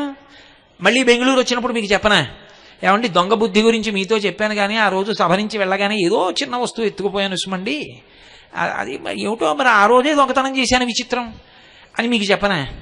కాదు, అలా చెప్పలేదు శాస్త్రం. శాస్త్రం ఏం చెప్పిందంటే, నీ బలహీనత ఏది ఉందో దాన్ని బలహీనతగానే నువ్వు గుర్తించగలిగితే. ఆయన అలా చెప్తాడు కానండి, కళ్ళ ముందు దొరికింది ఎక్కడ వదిలేస్తామండి అన్నవాడికి భగవంతుడు ఏం చేస్తాడు? ఆయన అలా చెప్పాడు, అది సత్యం, నేను అలా తీసుకోకూడదు పక్క వాళ్ళది, కానీ దొంగతనం చేసేసాను, నాకు ఈ బుద్ధి పోవట్లేదు, ఏదో ఒకలా పక్క వాళ్ళది ఎత్తుకొద్దామన్న భావన ఉంటోంది. ఇది ఎలా అంటే, ఎవరికి చెప్పమని చెప్పిందంటే, అసలు నీకు ఈ సంకల్పాలు రావడానికి కారణమైన మనసుని నీకు ఇచ్చినవాడు ఎవరు? భగవంతుడు. ఆయనకే చెప్పు. ఆయన దగ్గర చెప్పేటప్పుడు దాపరిక వంతు, ఉన్నదున్నట్టుగా ఆయన ఉన్నాడు అని నమ్మి ఆయన దగ్గర కూర్చుని చెప్పు. అంతేకాని కాశీ నుంచి నేనే కొనుక్కొచ్చానండి విగ్రహం అంటే ఆయన పలకడం, అది విగ్రహం కాదండి, అది నేను కాశీ నుంచి తెచ్చిన విగ్రహం కాదండి, అది పరమాత్మ అంటే అప్పుడు పలుకుతాడు. సత్యసాయిబాబా గారు ఒక ఉదాహరణ చెప్తుండేవారు. వెనకటికి ఓ పిల్లాడికి ఎప్పుడు చూసినా పూర్ణత్వమే అంటే అన్ని సున్నలే వచ్చేవి. ఎవరో ఒక ఆయన దగ్గరికి వెళ్ళి అడిగాడు, అలా ఉపన్యాసం చెప్పిన ఆయన, ఆయన నాకు మార్కులు రావట్లేదు, ఏం చేయమంటారు? విఘ్నేశ్వరుడిని పూజించబోయ్. ఆయన విఘ్నేశ్వరుడు బొమ్మోటి పెట్టి అగరత్తుల పాపం 30 రోజులు తిప్పి పరీక్షకి వెళ్ళాడు. మళ్ళీ 0. ఎందుకు ఇది? ఇంకో ఆయన అడిగాడు, ఏదో అమ్మవారిని పూజించు, శారదని పూజించు. ఈ విఘ్నేశ్వరుడిని అలా పెట్టేసి దూరంగా అమ్మవారిని తెచ్చిపెట్టి సరస్వతీదేవికి అగరత్తులు పెట్టాడు. మళ్ళీ రాలా, పక్కన పెట్టేశాడు. ఇంకో ఆయన్ని అడిగాడు, శివుణ్ణి పెట్టబోయే జ్ఞానం ఇస్తాడు అన్నాడు. శివుణ్ణి పెట్టి అగరత్తులు ధూపం వేస్తున్నాడు. ధూపం వేస్తుంటే ధూపం ఎక్కడేశారో అక్కడే ఉంటుంది ఏమిటి, అది అలా పోతుంది గాలిలో పొగ వెళ్ళిపోయి, ఈయనకి మార్కులు ఇవ్వనటువంటి దేవుళ్ళు ఉన్నారే విఘ్నేశ్వరుడును సరస్వతీదేవి, అక్కడికి పోయింది. ఈయన ఆ రోజున ఇలా ధూపం చూపిస్తూ ఇలా చూశాడు. అన్నన్నన్నన్నా ఒక్క మార్క్ ఇప్పించలేదు కానీ ధూపం పీల్చేస్తున్నారా అని గబగబా వెళ్ళి 2 ఉత్తరీయాలు తీసుకొచ్చి విగ్రహాల ముక్కులకు కట్టేశాడు. గబాలన విఘ్నేశ్వరుడు సరస్వతీదేవి లేచారు. లేచి ఒరే నిన్ను అనుగ్రహించామన్నారు. ఆయన తెల్లబోయిదేడి, ధూపం వేస్తే నాకు ఎప్పుడూ పలకలేదు, ముక్కులు కడితే పలికేదేమిటన్నాడు. ధూపం వేసినప్పుడు మేము విగ్రహాలని ధూపం వేశావు, ముక్కులకి గుడ్డ కట్టినప్పుడు మేము ఉన్నామని నమ్మి గుడ్డ కట్టేశావు, ధూపం పీల్చేస్తున్నామని. మేము ఉన్నామని నువ్వు నమ్మితే కదరా మేము అనుగ్రహించాం. మేము విగ్రహాలంటే నిన్నెలా అనుగ్రహించాం, విగ్రహంగానే ఉన్నాం. ఇవాళ ముక్కు గుడ్డ కట్టావు, మేము ఉన్నామని నమ్మావు. ఏ భావనతో కట్టావు? ఉన్నామని నమ్మావు, చాలు ఉన్నాం పలికాం. ఇచ్చి శంభో విద్య. అసలు వాడు ఉన్నాడని నమ్మితే కదా వాడికి చెప్పడం. నేను కాశీ నుంచి తెచ్చిన విశ్వనాథుడు అండి, తిరుపతి నుంచి తెచ్చిన వెంకటేశ్వర స్వామి విగ్రహం అండి, నేను ఏదో కంచి నుంచి తెచ్చిన అన్నపూర్ణ కామాక్షి విగ్రహం అండి, ఇవన్నీ నీ తెచ్చిన విగ్రహాలేనండి. అంటే నేను అన్నాను ఎందుకు, అండం ఎందుకు, ఆ మాట అండం వదిలిపెట్టండి. కానీ ఈ విగ్రహాలు విగ్రహాలు విగ్రహాలు అన్న మాట మీరు అన్నప్పుడు అవి ఎందుకు పలుకుతాయండి? అవి పరమేశ్వరుడు ఏంటి? అసలు శ్రద్ధే లేదు అక్కడే. కాదు, వాడు ఉన్నాడు, వాడు ఆ రూపంలో కూర్చున్నాడు నా ఇంట, నా స్వామి. అందుకే సుప్రభాతం పాడితే నిలబడి పాడతారు, ఏకాంత సేవ చేస్తే కూర్చుని చేస్తారు. సుప్రభాతం ఎందుకు చేస్తారంటే చటుక్కుని లోపలికి వెళ్ళకూడదు. చటుక్కుని లోపలికి వెళ్ళిపోయారనుకోండి, మీరు ఏమని అడిగారు? ఏకాంత సేవ చేసినప్పుడు అమ్మవారితో కలిసి పడుకోమని అడిగారా? అమ్మవారితో కలిసి పడుకున్నప్పుడు ఇద్దరు ఎలా ఉన్నారో చటుక్కుని తలుపు తీస్తే ఎలా? మనమే చెప్తున్నామా వెంకటేశ్వర సుప్రభాతంలో? మనం చటుక్కుని తలుపు తీయడం కాదు, మనం బయట నిలబడి కౌసల్యా సుప్రజా రామ పూర్వా సంధ్యా ప్రవర్తతే అని బోల్డన్ని గుర్తులు చెప్పేసి, అదిగో చిలకల లేచిపోయాయి, చిలకలు అరుస్తున్నాయి, పళ్ళు తినేస్తున్నాయి, ఇవన్నీ చెప్పేస్తే ఆయన చటుక్కుని లేచిపోయి, అయ్యో ఇంతమంది పిల్లలు బయట నించున్నారు, లక్ష్మి ఒక్కసారి కనపడొస్తానని భళ్ళు తలుపులు తీసి బయటకు వస్తాడు. అప్పుడు నిజంగా ఆయన బయటికి వస్తే భక్తులు అంటారు, కమలాకు చచూచుక కుంకుమతో నియతారుణితాతుల నీలతనో కమలాయతలోచనలో కపతే విజయీ భవ వెంకట శైలపతే. మాకు విజయం ఇమ్మన్రో, నీకు విజయమగుగాక. ఎందుకని? సౌలభ్యం. ఆయన చటుక్కుని బయటికి వచ్చేయడంలో ఉత్తరీయం లేదు, జారిపోయింది. రాత్రి లక్ష్మీదేవిని కౌగిలించుకుని పడుకున్నప్పుడు అమ్మవారు అయ్యవారిని సంతోషపెట్టడానికి తన కుచుములకు అలదుకున్నటువంటి కస్తూరి ఆయన వక్షస్థలం మీద ఎర్రటి చుక్కలు కనపడుతోంది. అమ్మవారిని గాఢంగా కౌగిలించుకున్నవాడు అని తెలిసిపోతోంది. అసలే పోనీ నువ్వు కూడా ఎర్రగా ఉంటే గొడవ వదిలిపోయేది, నల్లగా ఉంటావు. ఆ నలుపు మీద ఎర్ర చుక్కలు కనపడుతున్నాయి. అమ్మవారిని గాఢాలింగనం చేసుకుని పడుకున్నామని తెలిసిపోతోంది. చటుక్కున ఉత్తరీయం కూడా లేకుండా వచ్చేశావు. మా కోసం ఇలా వచ్చేసావా? అసలే మా కళ్ళంత మంచివి కావు స్వామి, కనురాపు తగులుతుందేమో. విజయీ భవ వెంకట శైలపతే. నువ్వు అది అనుభవించాలి. అందుకని ఓ గంట కొట్టో తలుపు తట్టో మెల్లిగా తలుపు తీస్తారు. అంటే ఏమిటి? వాడు ఉన్నాడు అన్న భావనేనా? అంతేగాని సుప్రభాతం నేను చదివానండినే కాదు. నువ్వు చదవగా తెర తీసేటప్పటికి వాడు కనపడితే నువ్వు తెర తీస్తే వాడు కనపడ్డాడు కాదు, నిన్ను అనుగ్రహించడానికి వాడు తెర తీశాడు. ఈ భావన ఉంటే ఆ తెర తొలగుతుంది. త్యాగరాజస్వామి వెంకటేశ్వర స్వామి దర్శనానికి వెళ్ళారు. ఏదో కారణం ఇప్పుడు కుదరదులేండి తెరవేశారు. ఆయన ఎవరికీ చెప్పలేదు. ఆయన అక్కడ కూర్చుని తెరదీయగరాదా అని కీర్తన చేశారు. స్వామి నీకు నాకు అడ్డు ఈ మాయా అన్న తెర ఎప్పుడూ ఉంది, తెర తీయవా అని అడిగారు. భళ్ళని తెరుచుకుంది తెర. ఇప్పుడు తెర ఎవరైనా తీసి దర్శనమిచ్చారా? తెర ఆయనే తీయించి దర్శనమిచ్చాడా? తెర తీసి దర్శనమిచ్చాడని అనకూడదు, తెర తీయించి దర్శనమిచ్చాడనాలి. నువ్వు పాడిన సుప్రభాతానికి ఆయన అనుగ్రహించాడు. ఆ భావన లేనప్పుడు ఎన్ని మాటలు సుప్రభాతానికి ఎడితే నీకు మనసులో ఆ పండిన అనుభూతి కలుగుతుంది. వాడు ఉన్నాడు అన్న భావన నీకుంటే మళ్ళీ వెనక్కి రండి. ఇదంతా ఎందుకు చెప్పానంటే నీకు మనసిచ్చిన వాడు వాడే కాబట్టి వాడికి చెప్పు ఆ మాట. ఈశ్వర శ్రద్ధ ఉండాలని మీరు చెప్పారు, దొంగతనం చెయ్యొద్దని చెప్పారు, పరమాద్భుతమైన ఈ శరీరాన్ని ఇచ్చారు, దీన్ని 7 ధాతువులతో కప్పారు. చర్మము, రక్తము, మాంసము, కొవ్వు, అస్థి, శుక్ల, మేధ చర్మం మీద ఒక్క పిసరు ఇలా తొలగితే ఈగలు, దోమలు, చీమలు పట్టి పీకేస్తాయి, రక్తం కారిపోతుంది. ఎంత అద్భుతంగా పెట్టావయ్యా ఈశ్వరా ఈ చర్మాన్ని. చిన్నప్పుడు నా చెయ్యంతున్నాను అప్పుడు పెట్టిన చర్మం. ఆ తర్వాత 6 అడుగులు పెరిగాను. ఆ చర్మం సాగిపోవడంలో ఎక్కడా పట్టున పగిలిపోలేదు, అలా అందంగా సాగిపోయింది. అంతేగాని పెరుగుతున్నాడని బయట నుంచి చర్మం తెచ్చి అతికించలేదు ఎవరు. ఎంత గొప్పగా పెంచావయ్యా ఈ శరీరాన్ని. 10 గోళ్ళు సమానంగా పెరుగుతాయా? వెంట్రుకలన్నీ సమానంగా పెరుగుతాయా? ఆకలేస్తే లోపల మంట పెడుతుందా? దాహం వేస్తే నీళ్లు కావాలని అడుగుతుందా? కడుపు నిండిపోతే త్రేణు పొచ్చి ఇంక చాలే లోపల పొయ్యకని చెప్తున్నావా? నిద్రపోతే ఊపిరి తీస్తున్నావా? ఈశ్వరా నీకు నేనేమిచ్చి నీ ఉపకారానికి రుణం తీర్చుకోను. అందుకే అసలు దొంగతనాల కల్లా పెద్ద దొంగ ఎవరో తెలుసా అండి? దొంగతనాలు చేసేవారికి నాయకుడు ఎవరంటే పరమేశ్వరుడు. ఇదేమిటండి మళ్ళీ మీరు ఇలా అంటారంటారేమో. నేనంటలేదు, వేదం అంది. తస్కరాణాం పతయే నమో నమో అందా లేదా? ఎవరు దొంగ? మనకి తెలియకుండా చేసినవాడు దొంగ. ఎత్తుకుపోయాడో ఇచ్చాడో ఏది చేసినా దొంగతనం. ఎవడో తెచ్చి మా వీధిలో ఓ బియ్యం బస్తా పెట్టిపోయాడు. ఎవరు పెట్టారు ఎవరు పెట్టారు ఎవరు పెట్టారు ఎవ్వరికీ తెలియదు. పోని పక్క వాళ్ళ కోసం పెట్టాడేమో అనుకుందామంటే చాగంటి కోటేశ్వరరావు గారి కొరకు అని రాసి అక్కడ బియ్యం బస్తా పెట్టాడు. అనుగ్రహించాడు ఈశ్వరుడండి. తాడేపల్లి రాఘవనారాయణ శాస్త్రి గారు తెల్లవారితే శారదా నవరాత్రులు, బియ్యం గింజలేదు, ఏం చేయాలి? ఆయన కూర్చుని లలితామ్మవారి ముందు కూర్చుని ధ్యానం చేస్తున్నారు. రాత్రి ఎదురుగుండా రైస్ మిల్, మీరు ఇప్పటికీ వెళ్ళి చూడొచ్చు, ఎక్కడి నుంచో పెద్ద బండి వచ్చింది. తాడేపల్లి రాఘవనారాయణ శాస్త్రి గారు ఇల్లు ఎక్కడ అన్నాడు. అదే ఇల్లు అన్నారు ఆ రైస్ మిల్లో. ఈ బండిలో బియ్యం, పప్పులు, ఉప్పులు, మిరపకాయలు, చింతపండు అన్ని పంపించారు. ఎవరు పంపించారు? ఎవరో పంపించారు లేవయా. ఏదో ఊళ్ళో ఉన్నారు. శారదా నవరాత్రులకి ఆయన నిర్వహించడానికి కావలసిన సంభారాలన్నీ ఇచ్చారు. తలుపేసింది, రేపు పొద్దున్న కాస్త ఇచ్చేయండి, మీ బండి దింపేస్తాను తొందరగా వెళ్ళిపోవాలని. ఇవి తాడేపల్లి రాఘవనారాయణ శాస్త్రి గారు శారదా నవరాత్రులు చేయడానికే ఇచ్చారు, ఆయన కోసం కాదు. ఆయనకంటే ఆయన పుచ్చుకోరు, అందుకే ఇచ్చారని చెప్పండి, రేపు ఇచ్చేసేయండి అని చెప్పి వెళ్ళిపోయాడు బండి వేసుకుని. ఎవరు పట్టుకొచ్చి ఇచ్చారు? తెలియదు. తెలియకుండా ఇచ్చిన దొంగే కదూ. ఆయన ఎవరో తెలియదు, ఎప్పుడు చెప్పడం. తెలియకుండా పట్టుకుపోయినా దొంగే కదూ. నాకు తెలియకుండా నాలో కూర్చుని నా ఊపిరి తీస్తున్నావా? అది తీసి విడిచిపెట్టబట్టే కదూ బాగున్నారా బాగున్నారా బాగున్నారా అని అడుగుతున్నారు. అది ఆగిపోయింది అనుకోండి, బాగున్నారా అని అడిగేదేవడిగా. కొత్త కర్రలు తెచ్చి కట్టేస్తారు కొత్త బట్టేసి. కానీ బాగున్నారా బాగున్నారా అంటే ఊపిరి తీస్తున్నాను కాబట్టి, అది నేను తీసేటట్టయితే నేనే ఊపిరి తీస్తున్నాను అనుకోండి, అప్పుడు ఊపిరి ఆగిపోయిన వాళ్ళందరూ అమాయకులే మరిచిపోయాడు ఊపిరి తీయడం.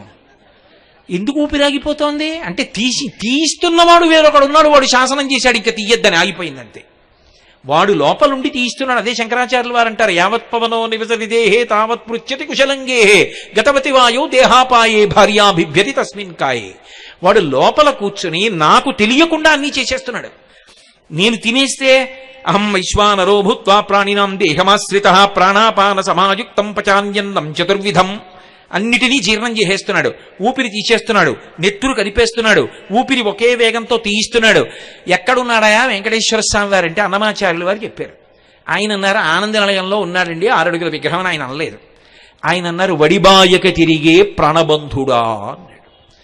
ఒక వేగం మారకుండా లోపలికి వెళ్ళి బయటికి వస్తున్న ఊపిరుందే, తీయడంలో కష్టం వచ్చేస్తే ఎగూపిరి, తీయలేకపోతుంటే దిగూపిరి, రెండూ ఆయాసమే. ఆయాసం లేకుండా నాతో ఊపిరి తీయించి ఊపిరి విడిచిపెడుతున్నవాడున్నాడే, వాడు నా ముక్కు చివర కూర్చున్న ప్రాణబంధుడు, వాడే వెంకటేశ్వరుడు. అది తత్వం. కాబట్టి ఇప్పుడు వాడు ఉన్నాడు అనేటటువంటి నమ్మకం, ఆ భావన, దానికి శరీరమే సాక్షి. అది శౌచం. నిన్న మీతో నేను మనవి చేసింది. ఇప్పుడు ఆయన నా పూజామందిరంలో ఉన్నాడు, అవి విగ్రహములు కావు, నా తండ్రి. ఆయన అలా విరాజమానుడై ఉన్నాడు, ఉండి నన్ను అనుగ్రహిస్తున్నాడు. అందుకే మా ఇంట్లో కుర్చీలు ఉంటాయి, ఎవరైనా వస్తే కూర్చోడానికి. సింహాసనం ఒక్కటే ఉంది పూజ గదిలో. సింహాసనంలో మాత్రం ఎవరూ కూర్చోరు. ఎంత ఆత్మీయులు రానివ్వండి, సింహాసనంలో కూర్చోండి నేను కూర్చోబెట్టను.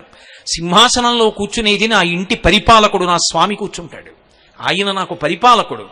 నేనిక్కడ కూర్చుని ఉపన్యాసం చెప్తుంటే నాకు జ్ఞాపకం వచ్చేటట్టు చేస్తూ, నా చేత మాట్లాడిస్తూ, నా వాక్కుకి ఇటువంటి శక్తినిచ్చి, నాతో మాట్లాడించి, నా ఆరోగ్యాన్ని నిలబెట్టి, ఇక్కడికి వస్తే నాకు పట్టెడన్నం వేళ పట్టున దొరికేటట్టు చేసి, నా ఇంట నేను ఏ పార్వతీ పరమేశ్వరుల్ని కొలుస్తున్నానో ఆ పార్వతీ పరమేశ్వరులే ఇక్కడ శివకుమారు భార్యగా ఉన్నారు. ఉండి వేళ పట్టున నేను ఆలస్యంగా అన్నం తింటానేమోనని తొందరపడిపోయి పరుగెత్తి తీసుకొచ్చి ఆవిడ అన్నం పెడుతోంది. అయ్యో వీడు పై ఊరు ఎడుతున్నాడని నా తల్లి వెంటబడి అన్నం పెడుతోంది ఆ రూపంలో. పెట్టకపోతే ఈ ఉపన్యాసం ఎలా చెప్తాను?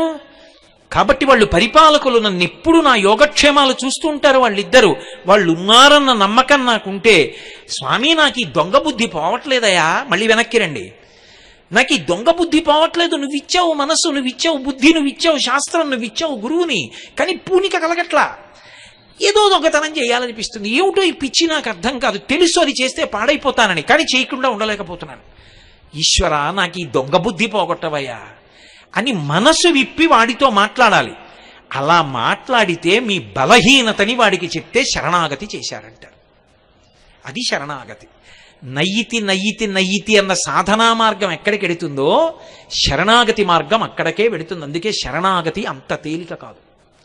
ఈశ్వరుడితో బలహీనత చెప్తారు, చెప్తే శరణాగతి అవుతుంది.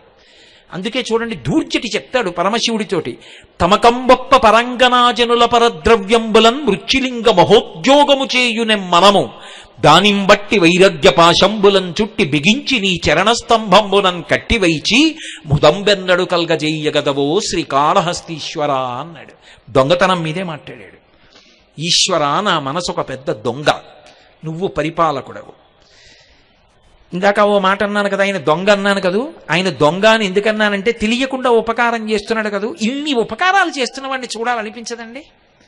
ఎవడో జీవితంలో ఏమండి మీకు పాపం రైల్లో పెడితే అలిసిపోతారని విమానం టికెట్ పంపించారండి, దీని మీద ఎవరు పంపించారండి అంటే ఎవరో బెంగళూరులో ఫలానా ఆయన్ని రైల్లో రావద్దని చెప్పండి, విమానంలో రమ్మనండి అని టికెట్ పంపించారండి అన్నారనుకోండి, నేను బెంగళూరు రాగానే ఏమంటాను?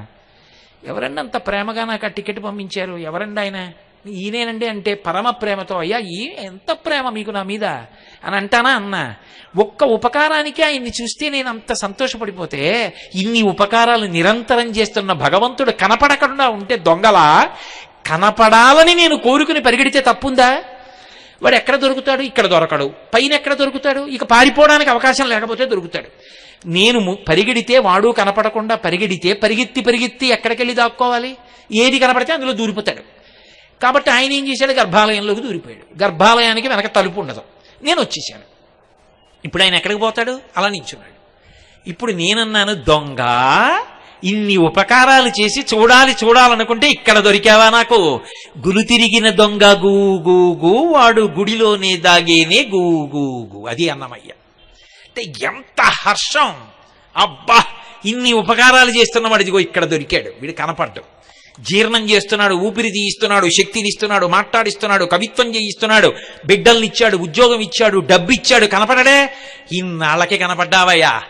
ఎంత ఆనంద పారవస్యంతో కన్నుల వెంట నీళ్లు కారిపోతాయి. తస్కరాణాం పతయే నమో నమో అంది యజుర్వేదం. అందుకే అటువంటి పరమేశ్వరుడు నీ ఎదురుగుండా ఉండగా వాడికి చెప్పు నీ మనసుని సంస్కరించమని. అందుకు చెప్పాడు ధూర్జటి, తమకంబొప్ప పరంగనాజనుల పరద్రవ్యంబులన్ మృత్యులింగ మహోద్యోగము చేయునెమ్మనము. మహోద్యోగం చేస్తోంది. ఎంత గొప్ప పని చేస్తోందో తెలుసా? నువ్వు ఇచ్చిన మనసు 2 దొంగతనాలు చేస్తూ ఉంటుంది. తమకంబొప్ప పరాంగనాజనుల పరద్రవ్యంబులన్, నా భార్య యందు నా కామం ఉంటే దోషం కాదు, పరకాంత కనపడితే నా కామము వారి యందు ప్రవర్తిస్తోంది. ఎంత తప్పు పని చేస్తోంది? దొంగ బుద్ధే కాదా? కాబట్టి దొంగ బుద్ధి నా మనసుది. పరద్రవ్యంబులన్, నాది కానిది పరుల ద్రవ్యాన్ని చూస్తే అది నాకు ఇస్తే బాగుండనిపిస్తోంది. దొంగ బుద్ధే కాదా? వాడు ఇవ్వకపోతే పట్టుకొచ్చేద్దాం అంటోంది, ఎలాగో అలా మోసగించి తెద్దామంటోంది. దొంగ బుద్ధే కాదా? పరాంగనా పరద్రవ్యంబులన్ మృత్యులింగ మహోద్యోగము చేయునెమ్మనము. నా మనసు ఇన్ని దొంగతనాలు చేస్తోంది. చెప్పేశానుగా దొంగతనం అని. దొంగని పట్టుకొచ్చి నీకు అప్పచెప్పానుగా. నువ్వు రాజువి, రాజశేఖరుడివి, నువ్వు చంద్రుణ్ణి ధరించిన వాడివి. శివ నువ్వేం చెయ్యాలి? దొంగని పట్టుకెళ్ళి ప్రభువుకు అప్పచెప్తే స్తంభానికి కట్టేస్తాడు. కట్టేయి నా మనసుని.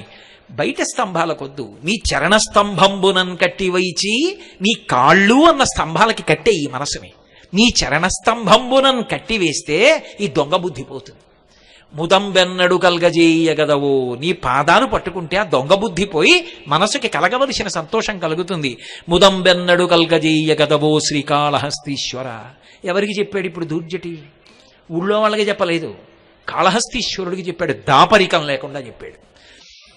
కాళహస్తీశ్వర శతకం ఏమి శతకం అండి అది! నిజంగా రోషీరోయదు కామినీ జనుల తారుణ్యోరు సౌఖ్యంబులన్ బాసీబాయద పుత్ర మిత్రధన సంపద్భ్రాంతి వాంఛాలతల్ కోశీకోయదు నామనంబకట నీకున్ ప్రీతిగా సత్క్రియల్ చేసి చేయదు దీని త్రుళ్ళనచవే శ్రీకాళహస్తీశ్వర.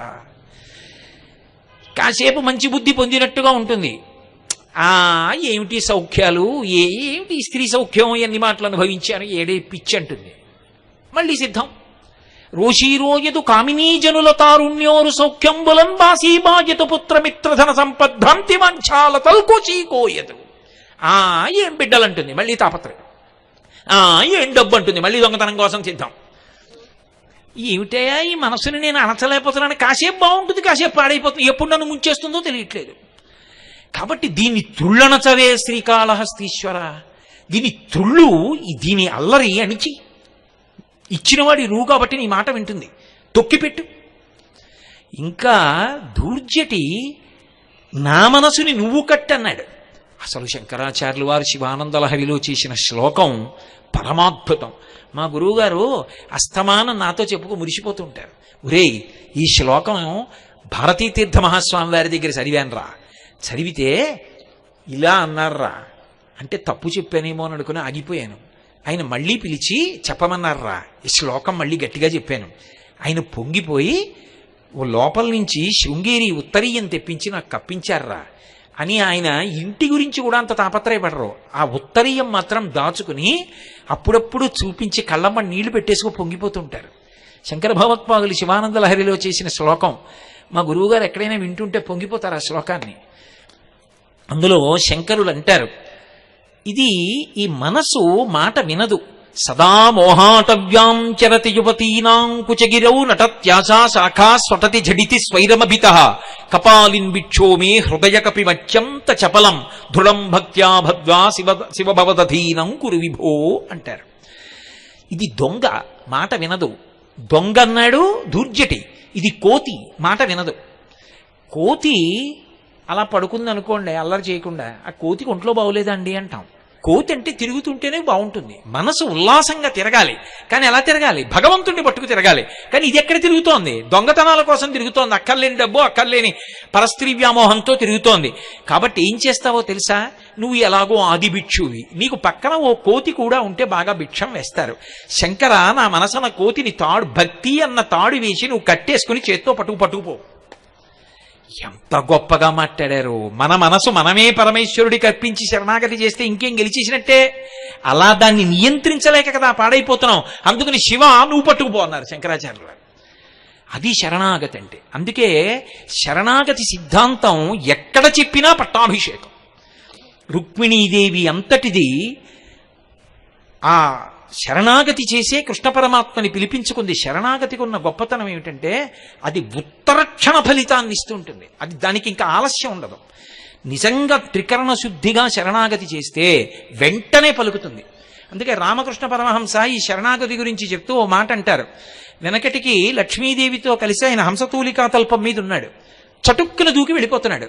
లక్ష్మీదేవి గబగబా వచ్చింది. ఎందుకు అలా పరిగెడుతున్నారంది. నా భక్తుడు ఏటి ఒడ్డును నడుస్తుంటే అక్కడ ఉన్న పిల్లలు కొంతమంది పెద్దలు కలిసి ఆయన్ని రాళ్లు పెట్టి కొడుతున్నారు, ఆయన నన్ను తలుచుకుంటున్నాడు, రక్షించడానికి పరిగెడుతున్నాను అన్నాడు. అన్నవాడు వెనక్కి వచ్చేసాడు. అదేం వచ్చేసారండి, ఆయన ఓ రాయేశాడండి. ఆయన ఓ రాయేస్తే నేనెందుకు? నన్ను తలుచుకుని అన్ని ఉపాయములు విడిచిపెట్టి వాడు నన్ను రక్షిస్తాడని నిలబడితే నేను వెళ్ళి జోక్యం చేసుకుంటా. శరణాగతి అంటే అది గజేంద్రుడు చేసింది. ఆయన అన్నీ విడిచిపెట్టేశాడు.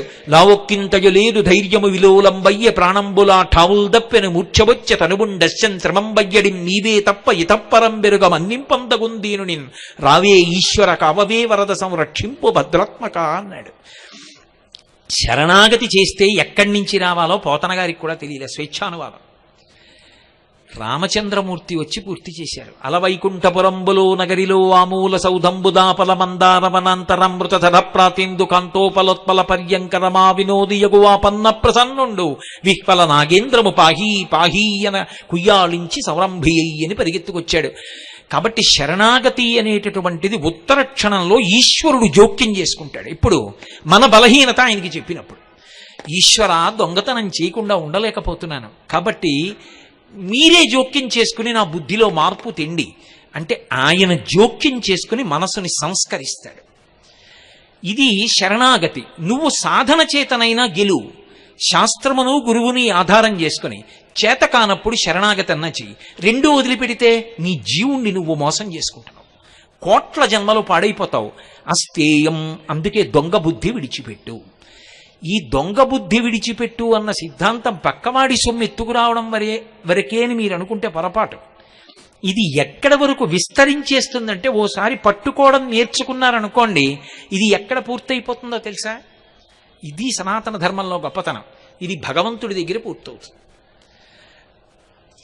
ఓ ప్రశ్న వస్తుంది అప్పుడు, అసలు ఈ ప్రపంచాన్నంతటినీ సృష్టించిన వాడెవరు? వాడు. ఈ శరీరాన్ని సృష్టించిన వాడెవరు? వాడు. దీంట్లో ఆకలేస్తోందని చెప్పిన వాడెవరు? వాడు. దీనికి ఆకలేస్తే కాస్త ఓ యాపిల్ పండు ఇచ్చిన వాడెవరు? వాడు. యాపిల్ పండు లోపల పడేస్తే జీర్ణం చేసిన వాడెవరు? వాడు. పిప్పి మిగిలిపోతే సంవరణీకండరములు సడలిపోయేటట్టు చేసి బయటికి వెళ్ళిపోయేటట్టు చేసిన వాడెవరు? వాడు. అంత ప్రేమించిన భార్య, కడుపున పుట్టిన కొడుకు పట్టుకోరు పిప్పిని, మళ్ళీ భూమి రూపంలో పట్టుకుంటున్న వాడెవరు? వాడు. అన్నీ వాడు అయినప్పుడు నాదేముంది? అంతా వాడు అయినప్పుడు వాడికి చెప్పకుండా నేనేం చేస్తాను? అలా చేస్తే దొంగతనం కదా. అన్నీ వాడి అయినప్పుడు వాడికి చెప్పి చెయ్యాలి. అది రామకృష్ణ పరమహంస ఒక అద్భుతమైన ఆఖ్యానం చెప్తుండేవారు.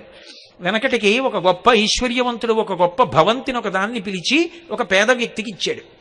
ఏమయ్యా, నువ్వు ఇందులో ఉంటుండు, ఏదో 10 రూపాయలు 20 రూపాయలు వెయ్యి చాలు బ్యాంకులో అన్నాడు. ఏడాది అయిపోయాక ఆయన వస్తున్నాడు. అయ్యా, మీరు ఎంత ఉదార చిత్తులండి, అంత పెద్ద భవంతిని ఆ పేద బ్రాహ్మణుడికి ఇచ్చారట, ఆయన ఎంత సంతోషంగా ఉంటున్నాడో అన్నారు. ఆయన వచ్చి సంతోషంగా అన్నాడు, 10 రూపాయలు కూడా ఇవ్వద్దు, 5 రూపాయలు ఇయ్యి. ఎందుకని? ఆయన అంత సంతోషంగా ఇప్పుడు ఆ భవంతిలో ఉన్నాడు. 5 రూపాయలు కట్టవయా చాలు, పిల్లలు పెద్దవాళ్ళు అవుతున్నారుగా, చదువులకు వచ్చారు, 5 కట్టు చాలు అన్నాడు. ఆ పై ఏడాది మళ్ళీ వచ్చాడు. ఏమండి, మీ భవంతిని అమ్మేశారటగా ఆయనకి, ఇప్పుడు అది ఆయనది కాదు నాది అంటున్నాడండి ఆయన. ఇచ్చేశారటగా, ఏం అమ్మేశారు అలాగా అన్నారు. ఇప్పుడు ఆయన వచ్చి అన్నాడు, నువ్వు వెంటనే ఖాళీ చేసి అన్నాడు. ఏమిటి తేడా? ఆయనది అని అందులో ఉంటే 5 రూపాయలకే ఇచ్చాడు, ఆయనదైన దానిని నాది అంటే ఖాళీ చేయించాడు. అది ఆయనది అని బ్రతకడం ప్రసాదం, అది నాది అని బ్రతకడం దొంగతనం. నీది కాదు. యావదావర్తతే చక్రం యావతీచ వసుంధర తావత్వమిహ సర్వత్వం స్వామిత్వం అనువర్తయ. భరతవాక్యం పలికారండి అంటారు. రామాయణంలో పట్టాభిషేకంలో భరతుడు చెప్పాడు ఈ శ్లోకాన్ని. యావదావర్తతే చక్రం, ఎంత కాలము కాలచక్రము తిరుగుతుందో, ఎంత కాలము ఈ భూమి తిరుగుతుందో అంతకాలము దీనికి స్వామి ఎవరు అంటే భగవంతుడు. స్వం అంటే అన్నీ ఆయనవి. అన్నీ ఆయనవైతే నేనెలా యజమాని అయ్యాను? ఈ పంచ నాదెందుకైంది, లాల్చీ నాదెందుకైంది అంటే ఆయనదైన పంచ ఒకటి తెచ్చి నాకు ఇచ్చి, ఈ పంచ నేను కట్టుకుని మురిసిపోతుంటే నా మురిపాన్ని చూసి తాను మురిసిపోతున్నాడు తప్ప పంచ నాది కాదు. నా పంచాని నేను మురిసిపోయేటట్టుగా నా సంతోషం కోసం ఆయన ఒక కొత్త పంచ కట్టుకుని ఉపన్యాసానికి వెళ్ళానని నేను సంతోషించాలని, నేను ఒక చింకి పంచ కట్టుకోకూడదని, నాకు ఎవరి ద్వారానో కొత్త పంచ తెచ్చి పరమేశ్వరుడే ఆ రూపంలో నాకు ఇచ్చాడు. ఇచ్చి నేను ఈ కొత్త పంచ కట్టుకుని సంతోషపడిపోతుంటే నా సంతోషాన్ని చూసి ఆయన సంతోషిస్తున్నాడు. ఇది ఎలా ఉంటుందంటే, అమ్మతో కలిసి చిన్న పిల్లవాడు ఏదో దుకాణానికి వెళ్ళాడు. అమ్మ అరటిపండమ్మ, అమ్మ అరటిపండమ్మ, అమ్మ అరటిపండమ్మ అన్నాడు పిల్లాడు. అమ్మ ఓ 60 అరటిపళ్ళు కొంది. 6 అరటిపళ్ళు కొనుక్కుని ఇంటికి వచ్చింది. వాడు వచ్చిన దగ్గర నుంచి అమ్మ అరటిపండు పెట్టమ్మా, అమ్మ అరటిపండు పెట్టమ్మా అన్నాడు. కొంచెం నొక్కి చూసి ముగ్గిన అరటిపండు తీసి తొక్క ఒలిచి చేతిలో పెట్టి తినరా అంది.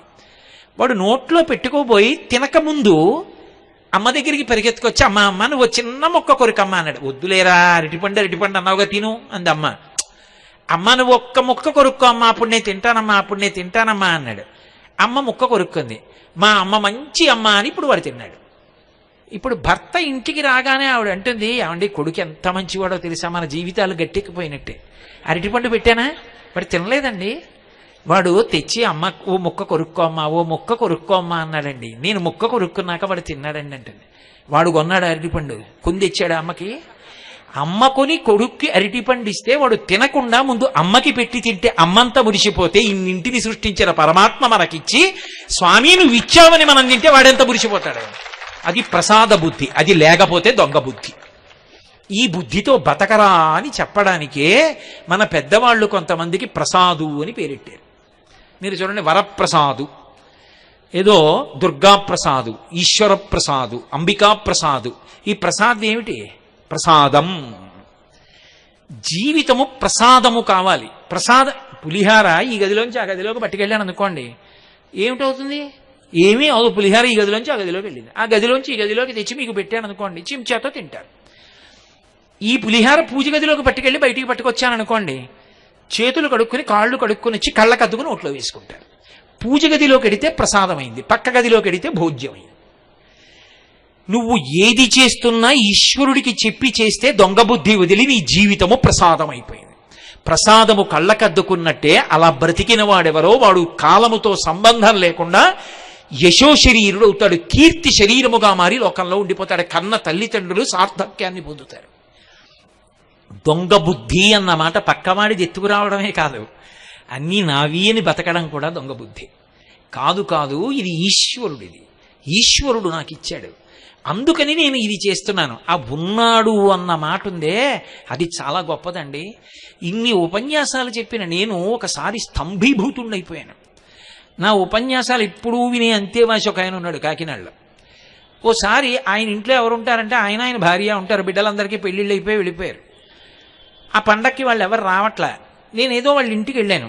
వెడితే ఆయన 2 పంచెలు 2 చీరలు చూపించి ఆయన అన్నాడు, ఏమండి ఏదో ఉండవలసిన వాటికన్నా కూడా ఇంకో దంపతులకు ఎక్కువ కొన్నాడంటే, ఉన్నది ఆయన భార్యగా ఓ పంచెల చాపు ఓ చీర చాలు.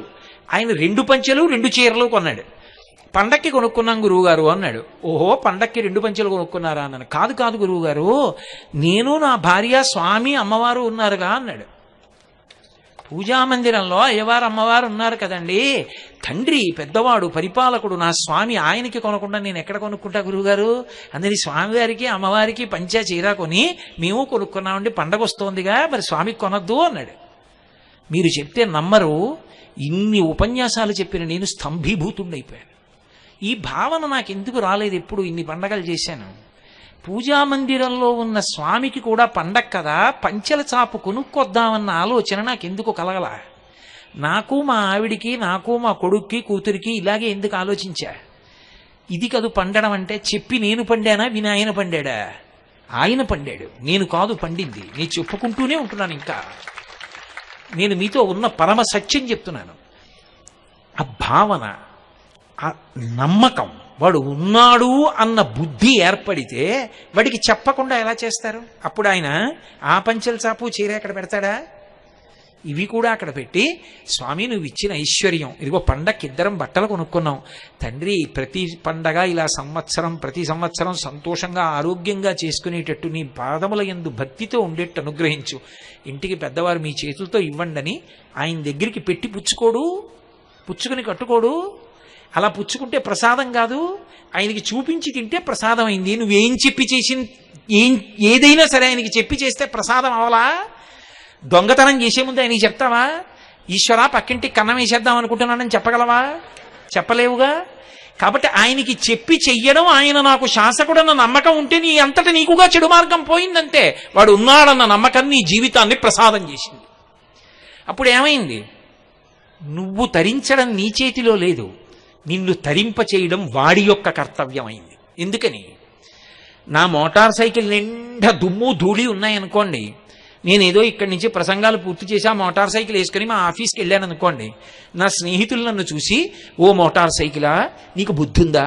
కోటేశ్వరరావు గారు ప్రవచనం చేస్తుంటే అన్ని వేల మంది వింటారే, ప్రత్యక్ష ప్రసారం చేశారే, అట్లాంటిది ఆయన ఎక్కే మోటార్ సైకిల్ ఇంత దుమ్ముతో ఉంటావా? శుభ్రంగా ఉండద్దే నువ్వు అంటారా? కోటేశ్వరారు ఎన్ని ప్రవచనాలు చేస్తే మాత్రం ఒక్క పావుగంట ముందు దులుపుకుని ఎక్కద్దండి, ఏమిటండి ఆ మోటార్ సైకిల్ అంటారా? నా మోటార్ సైకిల్ బాగుండకపోతే నన్ను అంటారు. అది నాకు వశవర్తి అయింది. నేను కిక్కు కొడితే బయలుదేరుతుంది, నేను స్టాండ్ వేస్తే కూర్చుంటుంది. 4 రోజులు అయింది, బెంగళూరు వెళ్ళాడు, రాలేదు, అలా వెళ్ళొస్తానని పెడుతుంది. ఏమిటి తనంత తాను మొదలయ్యి వెళ్ళదు. ప్రసాద బుద్ధితో బ్రతికినవాడు ఏది చేసినా ఆయనకి చెప్పి చేస్తాడు. చేసినప్పుడు నన్ను తరింపజేయడం కూడా ఎవడి కర్తవ్యం? వాడి కర్తవ్యం. వాడు నన్ను రక్షించుకోవాలి. నా మోటార్ సైకిల్ నేను తుడుచుకున్నట్టు నన్ను పండించడం వాడి లక్షణం. ఇప్పుడు నేను వాడికి పరతంత్రుణ్ణై బతుకుతున్నట్టు లెక్క. కాబట్టి ఏమవుతాను? పండిపోతాను. నా జీవితమే ప్రసాదం. నన్ను తలుచుకుంటే కళ్ళకద్దుకొని తల మీద పెట్టుకున్న పువ్వులా చెప్పుకోవాలి. అంటే నేనని కాదు నా ఉద్దేశ్యం. ఎవరైనా అలా జీవించాలి. అప్పుడు ఏమైంది? సా శ్రద్ధ గదితా సిద్ధి యయా వస్తూపలభ్యతే. దొంగతనం అన్నది అక్కడి నుంచి ఇక్కడ వరకు వద్దని చెప్పి ప్రసాదంగా మారండి అని చెప్పడం ఆస్తి. సరే, ఇలా నేను చెప్పుకుంటూ పెడితే దానికి అంతే ఉంటుంది, ఇంకొకటి పూర్తి చెయ్యాలి కదా, అప్పుడు కదా నేను సామాన్య ధర్మాలు పూర్తి చేసినట్టు. 5వది ఇంద్రియ నిగ్రహం. ఇంద్రియ నిగ్రహము అనేటటువంటిది ప్రయత్నపూర్వకమైనటువంటి సాధన చేత మాత్రమే సాధ్యము. ఈశ్వరుడు జ్ఞానేంద్రియములను ఇచ్చాడు, కర్మేంద్రియములను ఇచ్చాడు. కర్మేంద్రియముల మాట అలా పక్కన ఉంచండి, వాటికి అంత స్వాతంత్ర్యం ఉండదు, కాళ్ళు చేతులు లాంటివి. జ్ఞానేంద్రియములతోనే చాలా ఇబ్బంది. కన్ను, ముక్కు, చెవి, నాలుక, చర్మము, ఈ 5 జ్ఞానేంద్రియములు అంటారు. ఈ జ్ఞానేంద్రియముల వలన మాత్రమే సమస్త సుఖములు సమస్త దుఃఖములు ఉంటాయి. ఈ ఒక్క వాక్యాన్ని మీరు చాలా గట్టిగా పట్టుకోవాలి. ఎందుకు ఇంద్రియ నిగ్రహం సామాన్య ధర్మం అయిందో చెప్పడానికి. 5 జ్ఞానేంద్రియముల వలన మాత్రమే సమస్త సుఖములున్నవి, సమస్త దుఃఖములున్నవి. అవి లేకపోతే సుఖము దుఃఖము లేవు. ఇప్పుడు తొందరపడిపోకండి, ఇంటికెళ్ళి ఆలోచించండి. కన్ను ఉంది, చూడదు. చెవి ఉంది, వినదు. ముక్కు ఉంది, వాసన చెప్పదు. నాలుకుంది, రుచి చెప్పదు. చర్మం ఉంది, స్పర్శ చెప్పదు. సుఖం ఉందా, దుఃఖం ఉందా? లేవు. కళ్ళు చూడదు, ఎదురుగుండా పెద్ద పులి ఎడుతోంది, తెలియదు. ఎదురుగుండా పువ్వులున్నాయి, తెలియదు.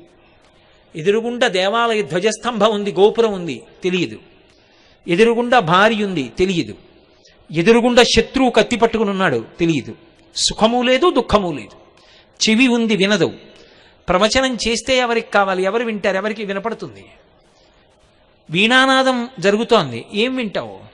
మంచి పాట పాడుతున్నారు, ఏం వింటావు? పక్షి కూస్తోంది, ఏం వింటావు? భయంకరమైనటువంటి పిడుగు పడుతోంది, శబ్దం వచ్చింది, ఏం ఉద్వేగం పొందుతావు? పక్కనున్న చెట్టు విరిగి మీద పడిపోతోంది, చప్పుడు ఏం వినపడుతుంది? సుఖము లేదు, దుఃఖము లేదు. ముక్కు వాసన చెప్పదు. చచ్చిపోయిన ఒక కుక్క కళేబరం పక్కన కూర్చున్నావు, దుర్గంధం వస్తోంది, ముక్కు చెప్పదు, తెలియదు. మల్లెపూల చెండు ముక్కు మీద పెట్టావు, తెలియదు. సుఖం లేదు, దుఃఖం లేదు. నాలుక నిప్పు కడిక వేశారు, తెలియదు. తిరుపతి లడ్డూ వేశారు, తెలియదు. సుఖము లేదు, దుఃఖము లేదు. చర్మం ఉన్నది, కొడుకొచ్చి ముట్టుకున్నా తెలియదు. పావు వచ్చి కరిచినా తెలియదు. పెద్ద పులి పీకినా తెలియదు. భార్య వచ్చి పరమప్రీతితో స్పృశించినా తెలియదు. సుఖం ఎక్కడుంది, దుఃఖం ఎక్కడుంది? ఇన్ని సుఖాలకి కారణమేవి? 5 ఇంద్రియాలే. ఇన్ని దుఃఖాలకి కారణమేవి? 5 ఇంద్రియాలే. మనం ఏమిచ్చామని ఈశ్వరుడు మనకిచ్చాడు? ఈశ్వరుడు ఏదో చెయ్యలేదు అంటాం. ఇందులో ఏదో ఒక్కటి లేని వాడు పడుతున్న బాధ చూస్తే అయ్య బాబోయ్, ఈశ్వరుడు మనకెంత మహదైశ్వర్యం ఇచ్చాడురా అనిపిస్తుంది. నేను ప్రతిరోజు బస్సులో సామర్లకోట ఎడుతుండేవాడిని ఉద్యోగం చేయడానికి. ఆ బస్సులో వెళుతున్నప్పుడు పాపం చెవుడు మూగ రెండిటితో బాధపడుతున్న వాళ్ళు బస్సు ఎక్కేవాళ్ళు. వాళ్ళు సామర్లకోటలో దిగాలి. సామర్లకోటకి టిక్కెట్ ఇవ్వండి అనడానికి నోరు లేదు. ఎక్కడికి అని కండక్టర్ అడిగితే వినపడదు. అందుకని వాళ్ళు అనేవాళ్ళు ఇలా పెట్టి అనేవారు. అంటే రైళ్ళు ఆగుతాయే తర్వాత అక్కడికి, అంటే సామర్లకోట జంక్షన్కి టికెట్ ఇమ్మని. సామర్లకోట అంటే పెదవుల కదలిక బట్టి అనేవారు, అంటే టికెట్ ఇచ్చేవాడు. ఇన్ని మాటలు మాట్లాడుతున్నామే, ఇంత కష్టం ఒకరికి చెప్పుకుని సేద తీరిపోతున్నామే, ఇన్ని సంతోషంగా వింటున్నామే, వినలేడు, మాట్లాడలేడు. ఆ జీవితం ఎంత బాధపడుతూ ఉంటుందండి నిజంగా. అవి 2 ఇచ్చి ఈశ్వరుడు మనకి ఎన్ని సుఖాలు ఇచ్చాడు. ఆ ఒక్కటి చాలదా ఆయనకి నమస్కారం చేయడానికి?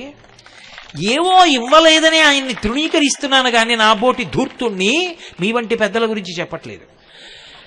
ఆయన ఇచ్చిన దాన్ని ఎందుకు గుర్తుపెట్టుకోవు? ఇన్ని సుఖాలకి కారణం ఎవరు? ఆయన కాదు. ఈ జ్ఞానేంద్రియములను తీసేస్తే ఏది సుఖం? ఆయన ఇచ్చాడు కాబట్టి సుఖం.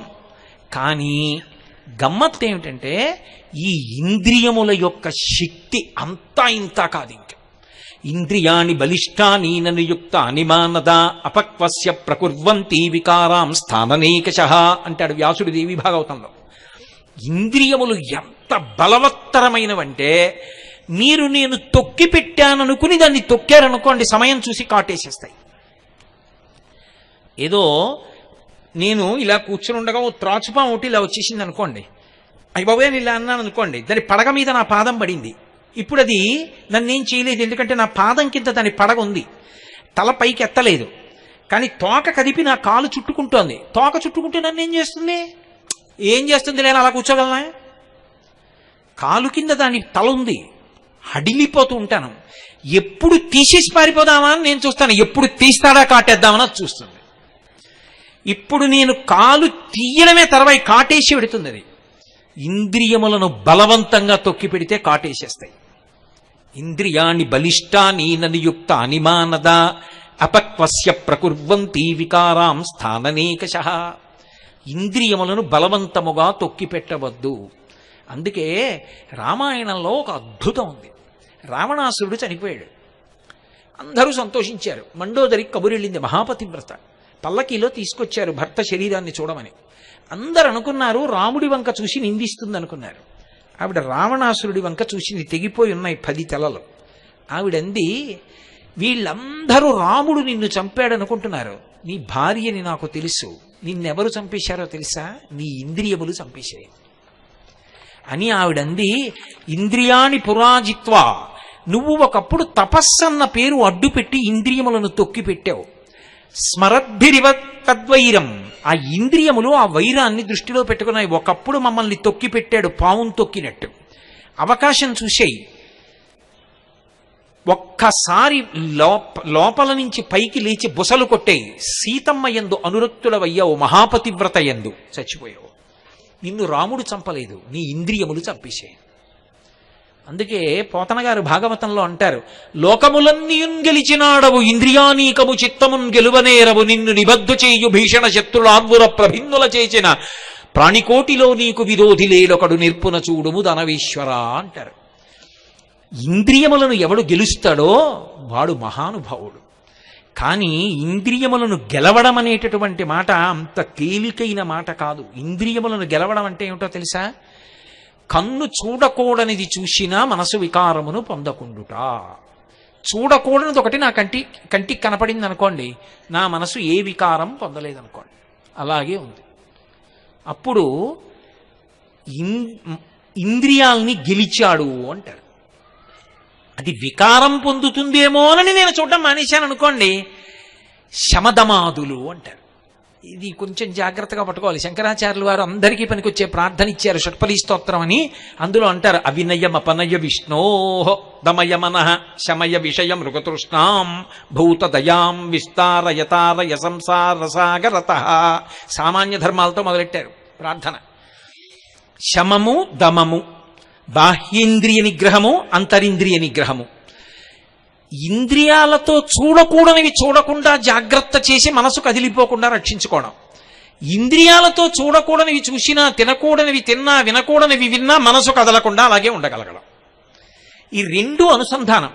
ప్రధానం ఏది అంటే మనస్సే. ఇక్కడ మీరు ఒక విషయం గమనించాలి. నేను ఒక మాట చెప్తే మీరు తేలిగ్గా పట్టుకుంటారు. నాకు కంట్లో నలుసు పడింది, కన్ను గరగరలాడుతోంది. డాక్టర్ గారి దగ్గరికి వెళ్ళాను. ఆయన కంట్లో ఏవో 2 బిందువులు వేసి ఔషధీ సంబంధమైనవి. ఆయన అన్నాడు, ఏమంటే ఇవాళ ఏం పుస్తకాలు తెలవడం కానీ, ఆఫీస్కి వెళ్ళడం కానీ, ఫైళ్లు చూడడం కానీ